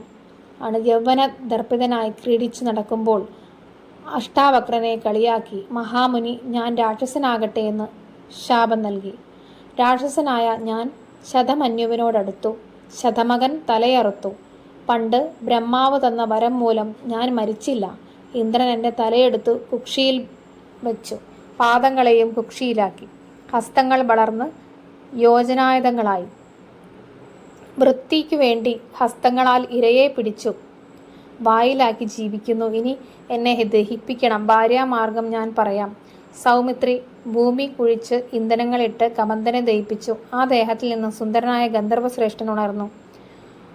രാമനെ പ്രദക്ഷിണം ചെയ്തു നമസ്കരിച്ചു. ആദിയും അന്തവുമില്ലാത്ത അങ്ങയെ ഞാൻ സ്തുതിക്കുന്നു. അന്ധകാരം അകലണം, മോക്ഷപ്രാപ്തി നൽകണം. ഭൂതം ഭാവി വർത്തമാനം 14 ലോകങ്ങൾ എല്ലാം അങ്ങിൽ കാണുന്നു. 14 ലോകങ്ങളുടെയും സ്വരൂപം പൂണ്ട അങ്ങയുടെ പാദതലം, പാതാളം, രസാതലം, പാദത്തിൻ്റെ മുകൾ ഭാഗം, മഹാതലം, കണങ്കാൽ, കാൽവണ്ണ തലാതലം, കാൽമുട്ട്, സുതലം, തുടകൽ, വിതുലവും അതലവും, ജഗനം, ശോണീതലം, അംബരം, നാഭി, ഉരസ്, സ്വർഗലോകം, കണ്ഠം, മഹർലോകം, മുഖം, ജനലോകം, നെറ്റി, തപോലോകം, ശിരസ്, സത്യലോകം, ശിരസിലെ ബ്രഹ്മരന്ധ്രം, വേദങ്ങൾ, ഇമകൾ പകലും രാത്രിയും, സൂര്യൻ, കണ്ണുകൾ, കർണങ്ങൾ, ദിക്കുകൾ, നാസാദ്വാരങ്ങൾ, അശ്വിനി ദേവന്മാർ, ലോഭവും ലജ്ജയും, അധരങ്ങൾ, ദന്തങ്ങൾ, നക്ഷത്രങ്ങൾ, അണപ്പല്ലുകൾ, യമൻ, പുഞ്ചിരിമായ നിശ്വാരസം, മാരുതൻ, ജലം, നാവ്, പക്ഷികൾ, വാക്ക്, ധർമ്മം, മുൻഭാഗം, അഗ്നിവായു, ഭുജങ്ങൾ, ദേവന്മാർ, അധർമ്മം, പുഷ്ടഭാഗം, ചന്ദ്രൻ, മനസ്സ്, പ്രകൃതി, ഹൃദയം, സമുദ്രങ്ങൾ, ഉദരം, സന്ധ്യാവസ്ത്രങ്ങൾ, ബ്രഹ്മാവ്, ജനനേന്ദ്രിയം, മിത്രൻ, വൃഷ്ണങ്ങൾ, നദികൾ, നാഡീ, മരങ്ങൾ, അസ്ഥികൾ, ഓഷധികൾ, രോമങ്ങൾ, ഹൃദയം, ദേവൻ, മഴ, രേതസ്. ഈ രൂപം മനസ്സിൽ തോന്നണം. ഗന്ധർവൻ തുടർന്ന് പറഞ്ഞു, മുന്നിൽ മതംഗാശ്രമം കാണാം. അവിടെ ശബരി എന്നു പേരായ തപസ്വിനിയുണ്ട്. ഭഗവാനെ തന്നെ ധ്യാനിച്ച് അവളെ ഇരിക്കുന്നു. അവളെ ചെന്നു കണ്ടാൽ സീതാവൃത്താന്തം പറഞ്ഞു തരും. സീതയെ നിങ്ങൾക്ക് വേഗം ലഭിക്കും. രാമലക്ഷ്മണന്മാർ വനത്തിനുള്ളിൽ കൂടെ ചെന്നു. ശബരി സന്തോഷത്തോടുകൂടി പാദതീർത്ഥാഭിഷേകം ചെയ്ത് ഫലമൂലങ്ങൾ നൽകി. രാമലക്ഷ്മണന്മാർ എല്ലാം സ്വീകരിച്ചു. ശബരി പറഞ്ഞു, ഞാൻ ധന്യയായി. എൻ്റെ ഗുരുഭൂതന്മാർക്ക് അങ്ങയെ കാണാൻ കഴിഞ്ഞില്ല. ഞാനോ ഹീനജാതി, എന്നിട്ടും എനിക്ക് അങ്ങയെ കാണാൻ കഴിഞ്ഞു. ഗുരുഭൂതന്മാർ എന്നോട് പറഞ്ഞു, രാക്ഷസവതാർത്ഥം മഹാവിഷ്ണു അവതരിക്കും, ഇവിടെ വരും. അദ്ദേഹത്തെ കണ്ട് ദേഹത്യാഗം ചെയ്യണം, എന്നാൽ മോക്ഷം കിട്ടും. ഗുരുവിൻ്റെ വാക്കു സത്യമായി. രാഘവൻ പറഞ്ഞു, എന്നെ കാണാൻ ഭക്തി മാത്രം മതി. മുക്തി ലഭിക്കാനും ഭക്തി മാത്രം ഭക്തിയെക്കുറിച്ച് ഞാൻ പറയാം. സജ്ജന സംഗമം, എൻ്റെ കഥകൾ പറയൽ, എൻ്റെ ഗുണങ്ങളെ രമിക്കൽ, എൻ്റെ വാക്കുകൾ വിസ്തരിക്കൽ, എന്നെ പൂജിക്കൽ, എൻ്റെ മന്ത്രം ജപിക്കൽ, സർവ്വഭൂതങ്ങളെയും സേവിക്കൽ, എൻ്റെ ഭക്തരെ രക്ഷിക്കൽ. പുരുഷനായാലും സ്ത്രീ ആയാലും ഭക്തി ഉണ്ടായാൽ തത്വാനുഭൂതി ഉണ്ടാവും. ഭക്തിയാൽ മോക്ഷം ലഭിക്കും. ജാനകി മാർഗം അറിയുമെങ്കിൽ പറഞ്ഞാലും. ശബരി പറഞ്ഞു, എല്ലാം അറിയുന്ന പരമാത്മാവ്, എങ്കിലും ചോദിച്ചാൽ പറയാം. സീതാദേവി ലങ്കയിൽ ദുഃഖിച്ചിരിക്കുന്നു.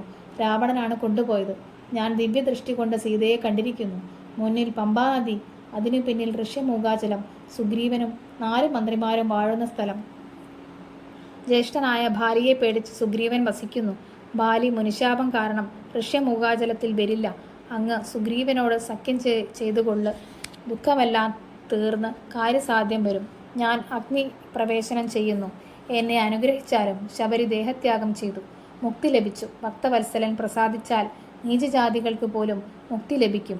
ശ്രീരാമ മന്ത്രം, കഥാശ്രവണം, ശ്രീരാമധ്യാനം, ശ്രീരാമ ഭക്തരെ പൂജിക്കുക എല്ലാം ഭഗവാനിൽ ലയിക്കാനുള്ള ഉപാധികളാണ്. കിഷ്കിന്ധാകാന്ഡം. ഇനി നമ്മൾ കിഷ്കിന്ധാകാന്ഡത്തിലേക്ക് പ്രവേശിക്കുകയാണ്. ശാരിക പൈതൽ കഥ തുടരുന്നു. ശ്രീരാമനും ലക്ഷ്മണനും പമ്പാതടത്തിൽ വിസ്മയത്തോടെ നടന്നു. അവർ ഋഷ്യമൂകാചല പ്രാന്തത്തിൽ കൂടി വിരഹവേദനയാൽ കരഞ്ഞു പറഞ്ഞു നടന്നു. സുഗ്രീവൻ മന്ത്രികളോടുകൂടി പർവ്വതാഗ്രത്തിൽ കയറി മാരുതിയോട് പറഞ്ഞു, അതാ രണ്ടുപേർ വരുന്നത് കണ്ടില്ലേ? ജ്യേഷ്ഠൻ പറഞ്ഞയച്ചിട്ട് എന്നെ കൊല്ലാൻ വരുന്നവരാണോ? താപസവേഷമാണല്ലോ ധരിച്ചിരിക്കുന്നത്. അസ്ത്രങ്ങളും ശാസ്ത്രങ്ങളുമുണ്ടല്ലോ. നീ ഒരു വിപ്രവടവുമായി ചെന്ന് അവരോട് കാര്യം തിരക്കുക. ശത്രുക്കളെങ്കിൽ ഹസ്തങ്ങൾ കൊണ്ടറിയുക, മിത്രങ്ങളെങ്കിൽ മുഖപ്രസാദം കൊണ്ടറിയിക്കുക. ഹനുമാൻ വിപ്രവേഷം പൂണ്ട് ശ്രീരാമനെ നമസ്കരിച്ചു. നിങ്ങൾ ആരാണ്? എന്തൊരു ഭംഗി! ഈശ്വരന്മാരാണോ? അശ്വിനി ദേവകളാണോ? നാരായണന്മാരാണോ എന്ന് ചോദിച്ചു. വാക്കിൽ ഒരബദ്ധവും ഇല്ല എന്ന് വിചാരിച്ച് രാമൻ പറഞ്ഞു, ഞാൻ ദശരഥപുത്രൻ രാമൻ. ഇവൻ എൻ്റെ സഹോദരൻ ലക്ഷ്മണൻ.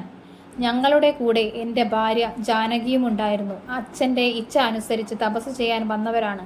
ദണ്ഡകാരണ്യത്തിൽ വസിക്കുമ്പോൾ ചണ്ടനായ ഒരു രാക്ഷസൻ ജാനകിയെ കട്ടുകൊണ്ടുപോയി. ഞങ്ങൾ ജാനകിയെ തിരഞ്ഞു നടക്കുന്നു, ഒരിടത്തും കണ്ടില്ല. ഇപ്പോൾ നിന്നെ കണ്ടു. നീ ആരാണ്? ഇത് കേട്ട് ഹനുമാൻ പറഞ്ഞു, സുഗ്രീവനെന്ന വാനരശ്രേഷ്ഠൻ പർവ്വതമുകളിൽ വസിക്കുന്നു. ജ്യേഷ്ഠനായ ബാലി അനുജനായ സുഗ്രീവനെ നാട്ടിൽ നിന്ന് മാറ്റിക്കളഞ്ഞു. സുഗ്രീവന്റെ ഭാര്യയെ ബാലി പരിഗ്രഹിച്ചു. ഈ ഋഷ്യമൂകാചലത്തിൽ സുഗ്രീവൻ പേടിക്കാതെ വസിക്കുന്നു. ഞാൻ സുഗ്രീവ ഭൃത്യൻ ഹനുമാൻ. സുഗ്രീവനോട് സഖ്യം ചെയ്താൽ രണ്ടു കൂട്ടർക്കും ശത്രുക്കളെ നിഗ്രഹിക്കാം. സമ്മതമെങ്കിൽ എൻ്റെ കൂടെ പോരുക. ഹനുമാൻ വളർന്ന് തൻ്റെ ചുമലിലേറുവാൻ പറഞ്ഞു. അവർ ശബരിയുടെ വാക്കുകൾ ഓർമ്മിച്ചു. ഹനുമാന്റെ കഴുത്തിൽ കയറി മാരുതി സുഗ്രീവ സന്നിധിയിലെത്തി. സുഗ്രീവനോട് പറഞ്ഞു, ദുഃഖം കളഞ്ഞാലും ശ്രീരാമ ലക്ഷ്മണന്മാരാണിവർ. ശ്രീരാമ പത്നിയെ അന്വേഷിച്ചിറങ്ങിയതാണ്. വേഗം ബന്ധിച്ച് സഖ്യം ചേരുക. സുഗ്രീവൻ ഒരു മരച്ചില്ല ഒടിച്ച് ശ്രീരാമനെ ഇരിക്കുവാൻ ആസനമൊരുക്കി. മാരുതി മറ്റൊരു മരച്ചില്ല ഒടിച്ച് ലക്ഷ്മണനും ഒരുക്കി. അപ്പോൾ സൗമിത്രി ഒരു മരച്ചില്ല ഒടിച്ച് സുഗ്രീവനെ ഇരിക്കുവാൻ കൊടുത്തു. സുഗ്രീവനോട് ലക്ഷ്മണൻ എല്ലാ വിവരവും പറഞ്ഞു. സുഗ്രീവൻ പറഞ്ഞു, ജാനകിയെ ഞാൻ അന്വേഷിച്ച് കണ്ടുപിടിച്ചു തരാം. രാവണനെ സകുലം വധിച്ച് ദേവിയെയും കൊണ്ട് ഞാൻ പോരും ഒരു നാൾ. ഞാനും എൻ്റെ 4 മന്ത്രിമാരും പർവ്വതത്തിൽ വസിക്കുമ്പോൾ സുന്ദരിയായ ഒരു സ്ത്രീയെ ഒരു രാക്ഷസൻ കൊണ്ടുപോകുന്നത് കണ്ടു. ആ സ്ത്രീ രാമരാമേതി മുറവിളി കൂട്ടുന്നുണ്ടായിരുന്നു. അവർ ഉത്തരീയത്തിൽ പൊതിഞ്ഞ ആഭരണങ്ങൾ പർവ്വതമുകളിൽ ഉപേക്ഷിച്ചു. സുഗ്രീവൻ ആ ആഭരണങ്ങൾ രാമലക്ഷ്മണന്മാർക്ക് കാട്ടിക്കൊടുത്തു. ശ്രീരാമൻ ആ ആഭരണങ്ങൾ എടുത്ത് വീണ്ടും വീണ്ടും കരഞ്ഞു. ലക്ഷ്മണൻ ശ്രീരാമനെ ആശ്വസിപ്പിച്ച് മർക്കട സഹായം കൊണ്ട് സീതയെ കൊണ്ടുവരാം. സുഗ്രീവനും ഇതുതന്നെ പറഞ്ഞു. ശ്രീരാമൻ ദുഃഖം ഒട്ടും ചുരുക്കി. മർക്കട ശ്രേഷ്ഠൻ അഗ്നി കൊളുത്തി. നല്ല ലഗ്നം നോക്കി രാമസുഗ്രീവന്മാർ പരസ്പരം സഖ്യം ചെയ്തു. ബാലിയും സുഗ്രീവനും പിണക്കമുണ്ടായതിൻ്റെ കാരണം പറഞ്ഞു. പണ്ട് മയന്റെ പുത്രനായി മായാവി എന്നൊരു അസുരനുണ്ടായിരുന്നു. യുദ്ധത്തിന് ആരുമില്ലാതെ മതിച്ച് കിഷ്കിന്ധയെ ബാലിയെ യുദ്ധത്തിന് വിളിച്ചു. മായാവിയും ബാലിയും യുദ്ധം തുടങ്ങി. മായാവി പേടിച്ചോടി. ബാലി പിന്തുടർന്നു. സുഗ്രീവനും ബാലിയുടെ പിന്നാലെ പോയി. മായാവി ഒരു ഗുഹയിൽ ഒളിച്ചു. ബാലി ഗുഹയിൽ ഇറങ്ങി സുഗ്രീവനെ ഗുഹാമുഖത്തിൽ കാവൽ നിർത്തി. ഗുഹയിൽ നിന്നും പാൽ വരികയാണെങ്കിൽ അസുരൻ മരിക്കും, ചോര വരികയാണെങ്കിൽ ഗുഹാമുഖം കല്ലിട്ടയടച്ച് പോയി കൊള്ളുക എന്ന് പറഞ്ഞു. ബാലി അകത്തു കടന്നു. സുഗ്രീവൻ പുറത്തു കാവൽ നിന്നു. 1 മാസം കഴിഞ്ഞിട്ടും ബാലി മടങ്ങി വന്നില്ല. ഗുഹാമുഖത്തിൽ നിന്നും ചോര വന്നു. ബാലിയെ മായാവി കൊന്നെന്ന് കരുതി വിലദ്വാരം കല്ലിട്ടടച്ച് സുഗ്രീവൻ കിഷ്കിന്ധയ്ക്ക് പോയി. വാനരർ ദുഃഖിച്ചു. അവർ എന്നെ വാനരാധീശനാക്കി. കുറെ കാലം കഴിഞ്ഞു. മഹാബലവാനായ ബാലി മടങ്ങി വന്നു.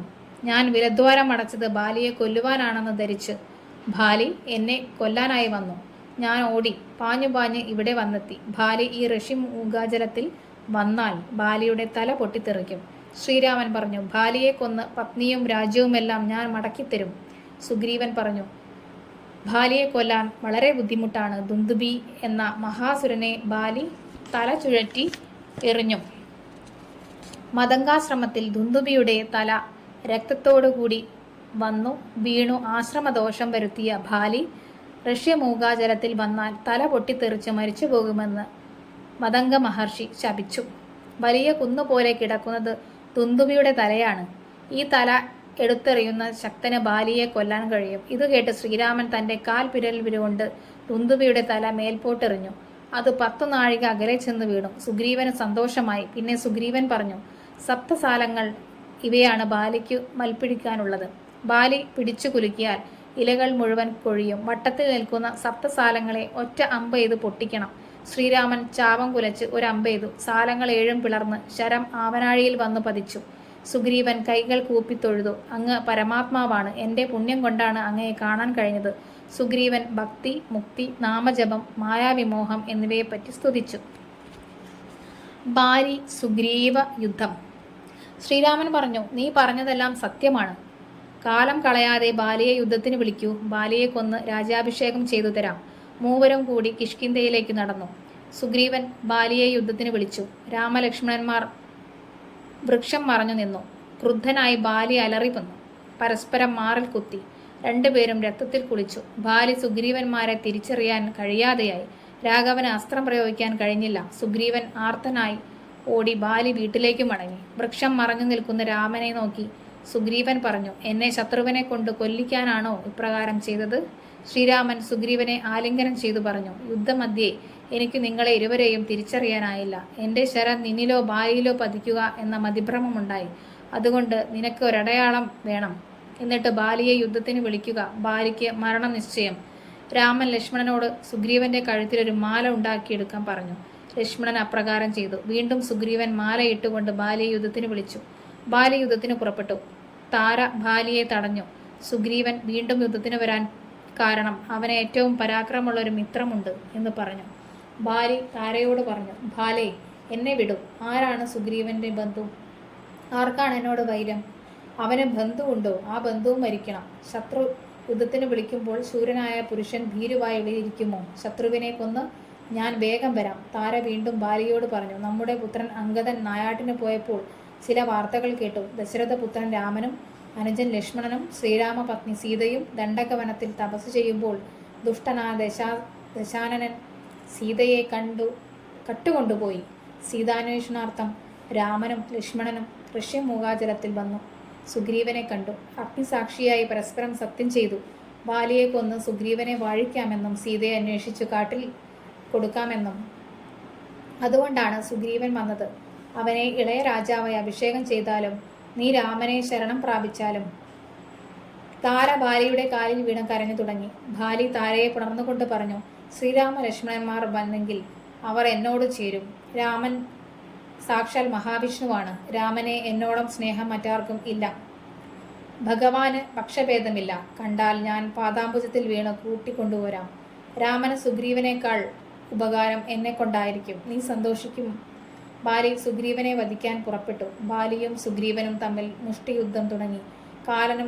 കാലകാലനും തമ്മിൽ പൊരുതുന്നത് പോലെ. ബാലിയുടെ കഴുത്തിൽ അച്ഛൻ കൊടുത്ത ഒരു മാലയുണ്ട്. സുഗ്രീവന്റെ കഴുത്തിൽ അച്യുതൻ നൽകിയ മാലയും. സുഗ്രീവൻ ക്ഷീണിച്ചുകൊണ്ട് ശ്രീരാമൻ ബാലിയുടെ മാറിലേക്ക് അമ്പെയ്തു.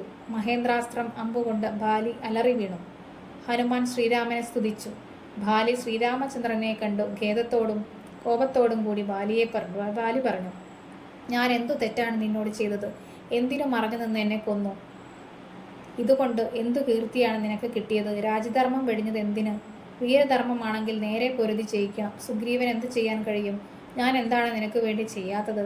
എൻ്റെ വിക്രമം അങ്ങ് കേട്ടിട്ടില്ലേ? ലങ്കയെ ദശാസനോടുകൂടി ഞാൻ അരനാഴിക നേരം കൊണ്ട് നിന്റെ മുന്നിൽ വെച്ച് തൊഴുതേനെ. കാട്ടാളനെ പോലെ വാനരത്തെ ചതിച്ചു കൊന്നിട്ട് എന്തു മാനമാണ് ഉണ്ടായത്? രാഘവൻ പറഞ്ഞു, ധർമ്മത്തെ രക്ഷിക്കുന്നതിന് വേണ്ടി ഞാൻ ആയുധവുമായി നടക്കുന്ന പാപിയായ നിന്റെ പാപം കളഞ്ഞു ധർമ്മം നടത്തുവാനായി നിന്നെ വധിച്ചു. മകൾ, സഹോദരി, സഹോദര ഭാര്യ, പുത്രഭാര്യ, മാതാവ് ഇവരെല്ലാം ഒരുപോലെയാണ്. ഇവരെ പരിഗ്രഹിക്കുന്നവൻ ഏറ്റവും വലിയ പാപിയാണ്. അങ്ങനെയുള്ളവരെ രാജാവ് വധിച്ച് ധർമ്മം പാലിക്കും. സാക്ഷാൽ ശ്രീനാരായണനാണ് തൻ്റെ മുന്നിൽ നിൽക്കുന്നതെന്നറിഞ്ഞ് ബാലി ഭക്തിപുരസരം രാമനെ വന്ദിച്ചു. ശ്രീരാമരാമ, എൻ്റെ അപരാധം പൊറുക്കണേ എന്ന് പ്രാർത്ഥിച്ചു. അങ്ങയുടെ ശരമേറ്റ് അങ്ങയെ കണ്ട് മരിക്കുന്നത് യോഗം വന്ന ഞാൻ ഭാഗ്യവാനാണ്. ബ്രഹ്മാവിൻ്റെ പ്രാർത്ഥനയാൽ ദശകണ്ഠനെ നിഗ്രഹിപ്പാൻ അങ്ങ് ദശരഥപുത്രനായി ജനിച്ചതും ഞാൻ അറിഞ്ഞിരിക്കുന്നു. സുഗ്രീവനും അംഗരഥനും എനിക്കൊരു പോലെയാണ്. അമ്പു പറിച്ച് എന്നെ അനുഗ്രഹിക്കണേ എന്ന് പറഞ്ഞ് രാഘവൻ അമ്പു പറിച്ച് തലോടി ബാലി സ്വർഗം പോകി. വാനരർ ഓടി താരയോട് വിവരം പറഞ്ഞു. ബാലി സ്വർഗം പൂകി വേഗം കുമാരനെ രാജാവാക്കുക, ഗോപുരവാതിൽ ബന്ധിക്കൂ. ബാലിയുടെ മരണവാർത്ത കേട്ട താര പക്ഷസി താടിച്ചു വിലപിച്ചു. എനിക്കിനി ജീവിക്കണ്ട, രാജ്യം വേണ്ട, ഭർത്താവിനോടുകൂടി മരിക്കണം. താര ഭാര്യയുടെ ശരീരം കാണാൻ ചെന്നു. രാമനോടായി പറഞ്ഞു, ബാണമെയ്തു എന്നെയും കൊല്ലുക, എന്നെ പിരിയാൻ എൻ്റെ പതിക്കു കഴിയില്ല. എൻ്റെ പതിയോടുകൂടി എന്നെ അയച്ചാൽ കന്യാദാനത്തിൻ്റെ ഫലം കിട്ടും. താരോപദേശം. ശ്രീരാമൻ താരയോട് പറഞ്ഞു, പഞ്ചഭൂതകന്മാരായ ശരീരം നശ്വരമാണ്, ജീവനാണ് ശരിയായത്. അതിന് ജനന മരണങ്ങളില്ല. ദേഹം, ഇന്ദ്രിയം, മനസ്സ്, പ്രാണൻ ഇവയിൽ നിന്നും വ്യത്യസ്തമാണ്. ആത്മാവ് കഴിഞ്ഞ ജന്മത്തിൽ നിനക്കു എന്നിലുണ്ടായ ഭക്തി കാരണം ഇപ്പോൾ എൻ്റെ രൂപം കാണാൻ സാധിച്ചു. ധ്യാനിക്കുക എൻ്റെ രൂപം, ചിന്തിക്കുക, നിനക്ക് മോക്ഷം ലഭിക്കും. ശ്രീരാമനെ കണ്ടതിനാൽ താരയും മുക്തയായി. സുഗ്രീവ രാജ്യാഭിഷേകം. അംഗദനെ മുൻനിർത്തി ബാലിയുടെ സംസ്കാര കർമ്മങ്ങൾ കഴിഞ്ഞു. സുഗ്രീവൻ രാജ്യഭാരം ശ്രീരാമനെ ഏൽപ്പിച്ചു. ശ്രീരാമൻ പറഞ്ഞു, നീ തന്നെ രാജാവ്, നിനക്ക് അഭിഷേകം നടത്തുക. സൗമിത്രി അത് ചെയ്യും. പിന്നെ അംഗദനെ യുവരാജാവാക്കുക. ഞാൻ 14 കൊല്ലം ഒരു നഗരത്തിലും വസിക്കയില്ല. ചാതുർമാംസ്യം കഴിയുന്നതുവരെ ഞാൻ പർവ്വതമുകളിൽ താമസിക്കാം. വർഷം കഴിഞ്ഞാൽ സീതാന്വേഷണത്തിന് പ്രയത്നങ്ങൾ ചെയ്യുക. രാമനോട് സമ്മതം വാങ്ങി സൗമിത്രി സുഗ്രീവാഭിഷേകം നടത്തി. ലക്ഷ്മണനോടുകൂടി ശ്രീരാമൻ പ്രവർഷണ പർവ്വതത്തിൽ കയറി ഫലമൂല സഞ്ചിതമായ സ്ഥലത്ത് സുഖമായി വസിച്ചു. സൗമിത്രി ശ്രീരാമനോട് ക്രിയാമാർഗം ഉപദേശിക്കാൻ പറഞ്ഞു. നാരദനും വ്യാസനും ബ്രഹ്മാവും നിത്യം നാരായണ പൂജ ചെയ്യുന്നു. ഭക്തനായ എനിക്ക് മുക്തി ഉപദേശിച്ചു തരണം. ആചാര്യനോട് മന്ത്രം ഗ്രഹിച്ച് വേണം ആചാരപൂർവം ആരാധിക്കേണ്ടത്. മനസ്സിൽ അഗ്നിയിൽ, പ്രതിമയിൽ, സൂര്യനിൽ, ജലത്തിൽ, സാളഗ്രാമത്തിൽ വേദതന്ത്ര മന്ത്രങ്ങളാൽ ആരാധിക്കണം. കാലത്ത് നേരത്തെ കുളിക്കണം. സന്ധ്യാവന്ദനം കഴിക്കണം. ആചാര്യനെന്ന് കൽപ്പിച്ച ഭക്തിയോടെ പൂജിക്കണം. പ്രതിമയെ കുളിപ്പിക്കണം. പ്രതിമയെ അലങ്കരിക്കണം. ആദ്യം തന്നെ എല്ലാ പൂജാദ്രവ്യവും സംഭരിക്കുക. ശ്രദ്ധയോടെ വെള്ളം മാത്രം ഭക്തിയോടെ തന്നാൽ അതിപ്രിയമായിരിക്കും. ഗന്ധം, പുഷ്പം, അക്ഷതം എന്നിവ കൊണ്ട് പൂജിച്ചാൽ അതി സന്തോഷം. വസ്ത്രം, പുലിത്തോൽ, ദർഭ ഇവ ആസനമായി വെക്കണം. വലതുഭാഗത്ത് കലശം വെക്കണം. ഇടതുഭാഗത്ത് കുസുമങ്ങൾ വെക്കണം. വെള്ളം തളിക്കുക. നമ്മുടെ സ്വന്തം ശരീര ദേവനായുള്ളെന്ന് ഉറപ്പിക്കുക. ശ്രദ്ധയോടുകൂടി ദിവസേന അർച്ചിക്കുക, ജപിക്കുക, ധ്യാനിക്കുക, പാദത്തിൽ നമസ്കരിക്കുക. നിത്യവും ഇപ്രകാരം ചെയ്യുക. ക്രിയാമാർഗോപദേശം കഴിഞ്ഞു. ശ്രീരാമൻ ഇടയ്ക്കിടെ സീതയെ ഓർത്തു കരയും. ലക്ഷ്മണൻ ആശ്വസിപ്പിച്ചു. അങ്ങനെ ചാതുർമാംസ്യം കഴിഞ്ഞു. ഹനുമാൻ സുഗ്രീവ സംവാദം. ഒരു ദിവസം ഹനുമാൻ സുഗ്രീവനോട് പറഞ്ഞു, ശ്രീരാമൻ ആദ്യം തന്നെ നിന്റെ കാര്യം നടത്തി തന്നു. ഇനി നീ അദ്ദേഹത്തിനായി പ്രവർത്തിക്കണം. ബലവാനായ ബാലിയെ അദ്ദേഹം വധിച്ചു. രാജ്യാഭിഷേകം നിനക്കും കിട്ടി. രാമനും ലക്ഷ്മണനും പർവ്വതാഗ്രേ വാഴുന്നു. ബാലിയെപ്പോലെ നിന്നെയും കൊല്ലും. സുഗ്രീവൻ പേടിച്ചു. സുഗ്രീവൻ പറഞ്ഞു, നീയാണ് നല്ല മന്ത്രി. 10 ദിക്കിലേക്കും വാനരരെ അയക്കണം. 15 ദിവസത്തിനുള്ളിൽ എല്ലാ വാനരവീരരും വരണം. ഒരു പക്ഷം കഴിഞ്ഞ് വരുന്നതുവരെ വധിക്കും എന്ന് പറയണം. 10 ദിക്കിലേക്കും കവികളെ അയച്ചു. ശ്രീരാമൻ വിരഹതാപത്തിലാണ്. ജാനകി മരിച്ചുവോ മാനസതാപത്തോടുകൂടി ജീവിച്ചിരിക്കുന്നുവോ? സുഗ്രീവൻ ദയാഹീനാണ്. ഇതുവരെ എന്നെ ഓർത്തില്ലല്ലേ? സുഗ്രീവനും ബാലിയെപ്പോലെ മരിക്കണമെന്നാണോ? ഇങ്ങനെ ചിന്തിച്ചിരിക്കുമ്പോൾ സൗമിത്രി പറഞ്ഞു, സുഗ്രീവനെ ഞാൻ ഇപ്പോൾ തന്നെ വധിക്കാം. രാമൻ പറഞ്ഞു, സുഗ്രീവനെ കൊല്ലരുത്, ഭയപ്പെടുത്തുകയേ വേണ്ടൂ. ലക്ഷ്മണന്റെ പുറപ്പാട്. ശ്രീരാമന്റെ ആജ്ഞയനുസരിച്ച് സൗമിത്രി സുഗ്രീവനെ കാണാൻ പോയി. കിഷ്കിന്ധ നഗരത്തിൽ ചെന്ന് ചെറുഞാണൊലി കിട്ടു. വാനരർ ഭയപ്പെട്ടു. ലക്ഷ്മണൻ വന്നറിഞ്ഞ് അംഗദൻ ഓടി വന്നു. വാനന്മാരെ അകലെയാക്കി. ലക്ഷ്മണൻ നമസ്കരിച്ചു. ലക്ഷ്മണൻ അംഗദനെ ആശ്ലേഷിച്ചു. അവനോട് പറഞ്ഞു, സഖ്യം ചെയ്തത് പിഴയ്ക്കുമെന്ന് സുഗ്രീവനോട് പറയണം. മിത്രത്തെ വഞ്ചിച്ചാൽ അനർത്ഥം സംഭവിക്കും. ജ്യേഷ്ഠൻ എന്നോട് പറഞ്ഞത് സുഗ്രീവനെ വധിക്കാനാണ്. ഈ വാർത്ത സുഗ്രീവനോട് പോയി പറയുക. അംഗദൻ സുഗ്രീവനെ കണ്ടു. ലക്ഷ്മണൻ പുറത്തു ഭാഗത്ത് നിൽക്കുന്ന വിവരം പറഞ്ഞു. വേഗേന ചെന്ന് വന്ദിക്കുക, അതല്ലായെങ്കിൽ ആപത്തുണ്ടാകും. സുഗ്രീവൻ മാരുതിയോട് പറഞ്ഞു, സൗമിത്രിയെ ചെന്ന് വന്ദിച്ച് കൂട്ടിക്കൊണ്ടുപോരുക. പിന്നെ താരയോട് പറഞ്ഞു, ലക്ഷ്മണന്റെ ചാരത്ത് നിന്ന് കോപത്തെ ശമിപ്പിക്കുക. അംഗദനും മാരുതിയും ലക്ഷ്മണനെ കണ്ട് അകത്തേക്ക് കൂട്ടിക്കൊണ്ടുപോന്നു. വഴിക്കു താര ലക്ഷ്മണനെ വണങ്ങി ഇപ്രകാരം പറഞ്ഞു, സുഗ്രീവൻ ഭക്തനാണ്. മർക്കടന്മാർക്ക് ചാബല്യമേറും. സുഗ്രീവൻ വളരെ കാലമായി ദുഃഖിച്ചിരിക്കുകയായിരുന്നല്ലോ. 10 ദിക്കിലുമുള്ള വാനരയെ വരുത്തുവാനായി ദൂതരെ വിട്ടിട്ടുണ്ട്. ഇതാ വാനരന്മാർ വന്നിരിക്കുന്നത് കാണുക. രാക്ഷസകുലം ഒടുക്കുവാൻ ശക്തനാണ് ഈ കവികുല സഞ്ചയം. സുഗ്രീവനെ കണ്ട് രാമപാദം വന്ദിച്ച് സീതാന്വേഷണം നടത്താം. ലക്ഷ്മണൻ സുഗ്രീവനെ കണ്ട് ചോദിച്ചു, നീ എന്തുകൊണ്ട് ശ്രീരാമനെ മറന്നു?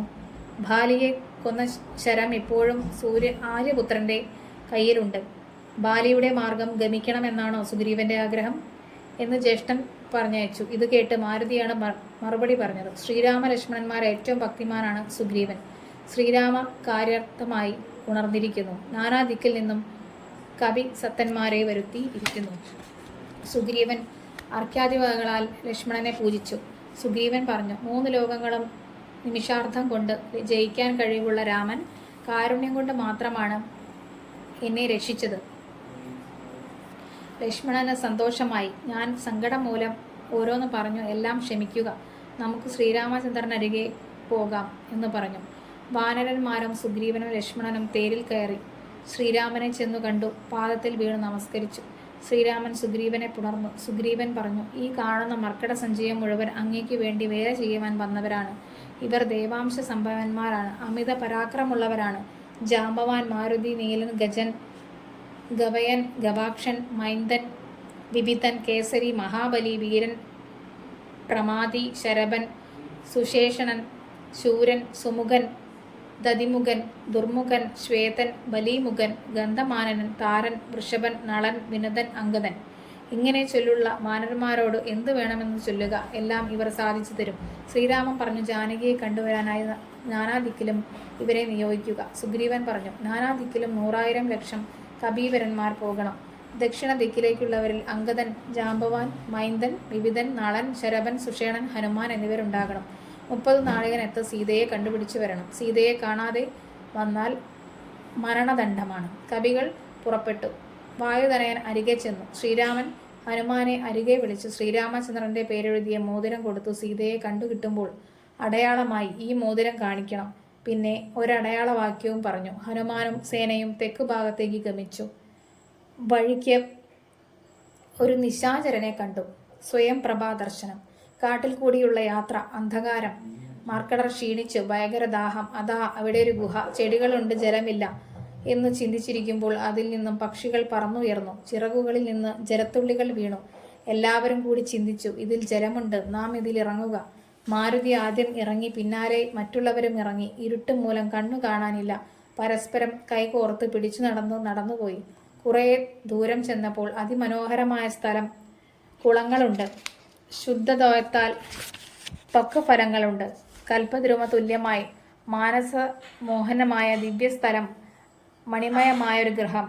അവിടെ ഒരു സ്ത്രീ യോഗിനി ജടാവൽക്കലത്തോടെ ധ്യാനിച്ചിരിക്കുന്നു. യോഗിനി ചോദിച്ചു, നിങ്ങൾ ആരാണ്? എന്തിനിവിടെ വന്നു? എങ്ങനെ വഴിയറിഞ്ഞു? വായുപുത്രൻ എല്ലാ വിവരവും പറഞ്ഞു. ഉത്തര കോസലത്തിലെങ്കിൽ അയോധ്യ എന്ന നഗരം. രാജാവ് ദശരഥൻ 4 പുത്രന്മാർ, മൂത്ത മകൻ ശ്രീരാമൻ ഭാര്യ സീതയോടും അനുജൻ ലക്ഷ്മണനോടും കൂടി കാട്ടിൽ തപസ്സിനായി വന്നു. രാക്ഷസ രാജാവ് ദശാസ്യൻ ശ്രീരാമ പത്നിയെ കട്ടുകൊണ്ടുപോയി. രാമനും അനുജൻ ലക്ഷ്മണൻ സീതയെ അന്വേഷിച്ചു നടക്കുന്നു. സുഗ്രീവനും ശ്രീരാമനും പരസ്പരം സഖ്യം ചെയ്തു. സുഗ്രീവന്റെ ശ്രേഷ്ഠനായ ബാലിയെ കൊന്ന് സുഗ്രീവൻ രാജ്യം നൽകി. അതിനെ പ്രത്യുപകാരമായി സീത എവിടെ എന്ന് കണ്ടുവരുവാനായി സുഗ്രീവൻ 4 ദിക്കിലും വാനരപ്പടയെ അയച്ചു. തെക്കു ദിക്കിലേക്ക് അന്വേഷിക്കാൻ 1,00,000 കവികളുമുണ്ട്. ഞങ്ങൾ ദാഹം സഹിക്കാതെ ഈ ഗഹ്വരത്തിൽ വന്നതാണ്. ദേവിയെ കണ്ടത് മഹാഭാഗ്യം. അങ്ങ് ആരാണെന്നറിയില്ല. യോഗിനി പറഞ്ഞു, പക്വഫലങ്ങൾ ഭക്ഷിച്ച് ശുദ്ധതോയം കുടിച്ച് വരുവിൻ. വാനരർ ഫലമൂലങ്ങളും പഴങ്ങളും തിന്ന് വെള്ളവും കുടിച്ച് യോഗിനിയെ തൊഴുതു നിന്നു. യോഗിനി പറഞ്ഞു, ബ്രഹ്മാവിന്റെ പുത്രി ഹേമ നൃത്തം കൊണ്ട് പരമേശ്വരനെ വശത്താക്കി. അദ്ദേഹം ഹേമയ്ക്ക് അനേകായിരം വത്സരം മുമ്പ് നൽകിയതാണ് ഈ ദിവ്യപുരം. ഞാൻ ഹേമയുടെ സഖി സ്വയംപ്രഭയാണ്, ഒരു ഗന്ധർവപുത്രി. മോക്ഷം അപേക്ഷിച്ചു വിഷ്ണുവിനെ ധ്യാനിച്ചിരിക്കുന്നു. ഹേമ ബ്രഹ്മലോകത്തിൽ പ്രവേശിച്ചു. ഹേമ എന്നോട് ഇവിടെ തപസ് ചെയ്ത് ജീവിക്കാൻ പറഞ്ഞു. ത്രേതായുഗത്തിൽ വിഷ്ണു ദശരഥപുത്രയായി അവതരിക്കും. അച്ഛൻ്റെ ആജ്ഞ പാലിക്കാനായി ശ്രീരാമനും സീതയും ലക്ഷ്മണനും കാട്ടിൽ സഞ്ചരിക്കുമ്പോൾ ദശാസ്യൻ സീതയെ അപഗ്രഹിക്കും. ജാനകിയെ അന്വേഷിച്ച് വാനരർ ഇവിടെ വരും. അവരെ സൽക്കരിച്ച് അവർക്ക് ഉപകാരം ചെയ്ത് ശ്രീരാമദേവനെ കണ്ടുമടങ്ങുക. സാക്ഷാൽ നാരായണനെ സ്തുതിച്ചാൽ മോക്ഷം കിട്ടും. ഞാൻ ശ്രീരാമദേവനെ കാണാൻ പോകുന്നു. നിങ്ങളെ ഞാൻ പെരുവഴി കൂട്ടാം. എല്ലാവരും കണ്ണടയ്ക്കുക. എല്ലാവരും കണ്ണടച്ചു. അവർ അടവിയിലെത്തി. എന്തൊരത്ഭുതം! സ്വയംപ്രഭാസ്തുതി. യോഗിനി ശ്രീരാമസന്നിധിയിലെത്തി. ശ്രീരാമനെ പ്രദക്ഷിണം ചെയ്ത് സ്തുതിച്ചു തുടങ്ങി. ഞാൻ അനേകായിരം സംവത്സരം അങ്ങേ ധ്യാനിച്ച് തപസ് ചെയ്തു. കോസലഭൂപന്റെ ഘോര തപസ്സിൽ ബ്രഹ്മാവർത്തിക്കിയാൽ കൗസല്യ പ്രാർത്ഥനയാൽ മൈഥിലി ഭാഗ്യത്തിനാൽ ദുഷ്ടനിശാചരെ ഒടുക്കുവാൻ ധർമ്മത്തെ രക്ഷിച്ച് അധർമ്മത്തെ നശിപ്പിക്കുവാൻ ദേവശത്രുക്കളെ നിഗ്രഹിച്ച് ദേവകളെ പരിപാലിക്കാൻ മർത്യനായി അവതരിച്ച രാമരാമ പ്രഭോ പാഹിമാം പാഹിമാം. സ്വയം പ്രഭാമുക്തി. സ്വയംപ്രഭ വീണു നമസ്കരിച്ചു. ശ്രീരാമൻ ചിരിച്ചരുളി ചെയ്തു, എന്താണ് ആഗ്രഹം? ഇവിടെ വസിച്ചാലും അങ്ങയുടെ പാദഭക്തിക്ക് ഇളക്കമില്ലാതിരിക്കണം. അങ്ങയുടെ രൂപം മനസ്സിൽ എല്ലായ്പ്പോഴും ഉണ്ടാകണം. ശ്രീരാമൻ അനുഗ്രഹിച്ചു. ബദര്യാശ്രമത്തിൽ ധ്യാനിച്ചു വസിക്കാൻ പറഞ്ഞു. സ്വയംപ്രഭ ബദര്യാശ്രമത്തിൽ നാരായണനെ ധ്യാനിച്ചു വസിച്ചു. നാരായണപദം പ്രാപിച്ചു.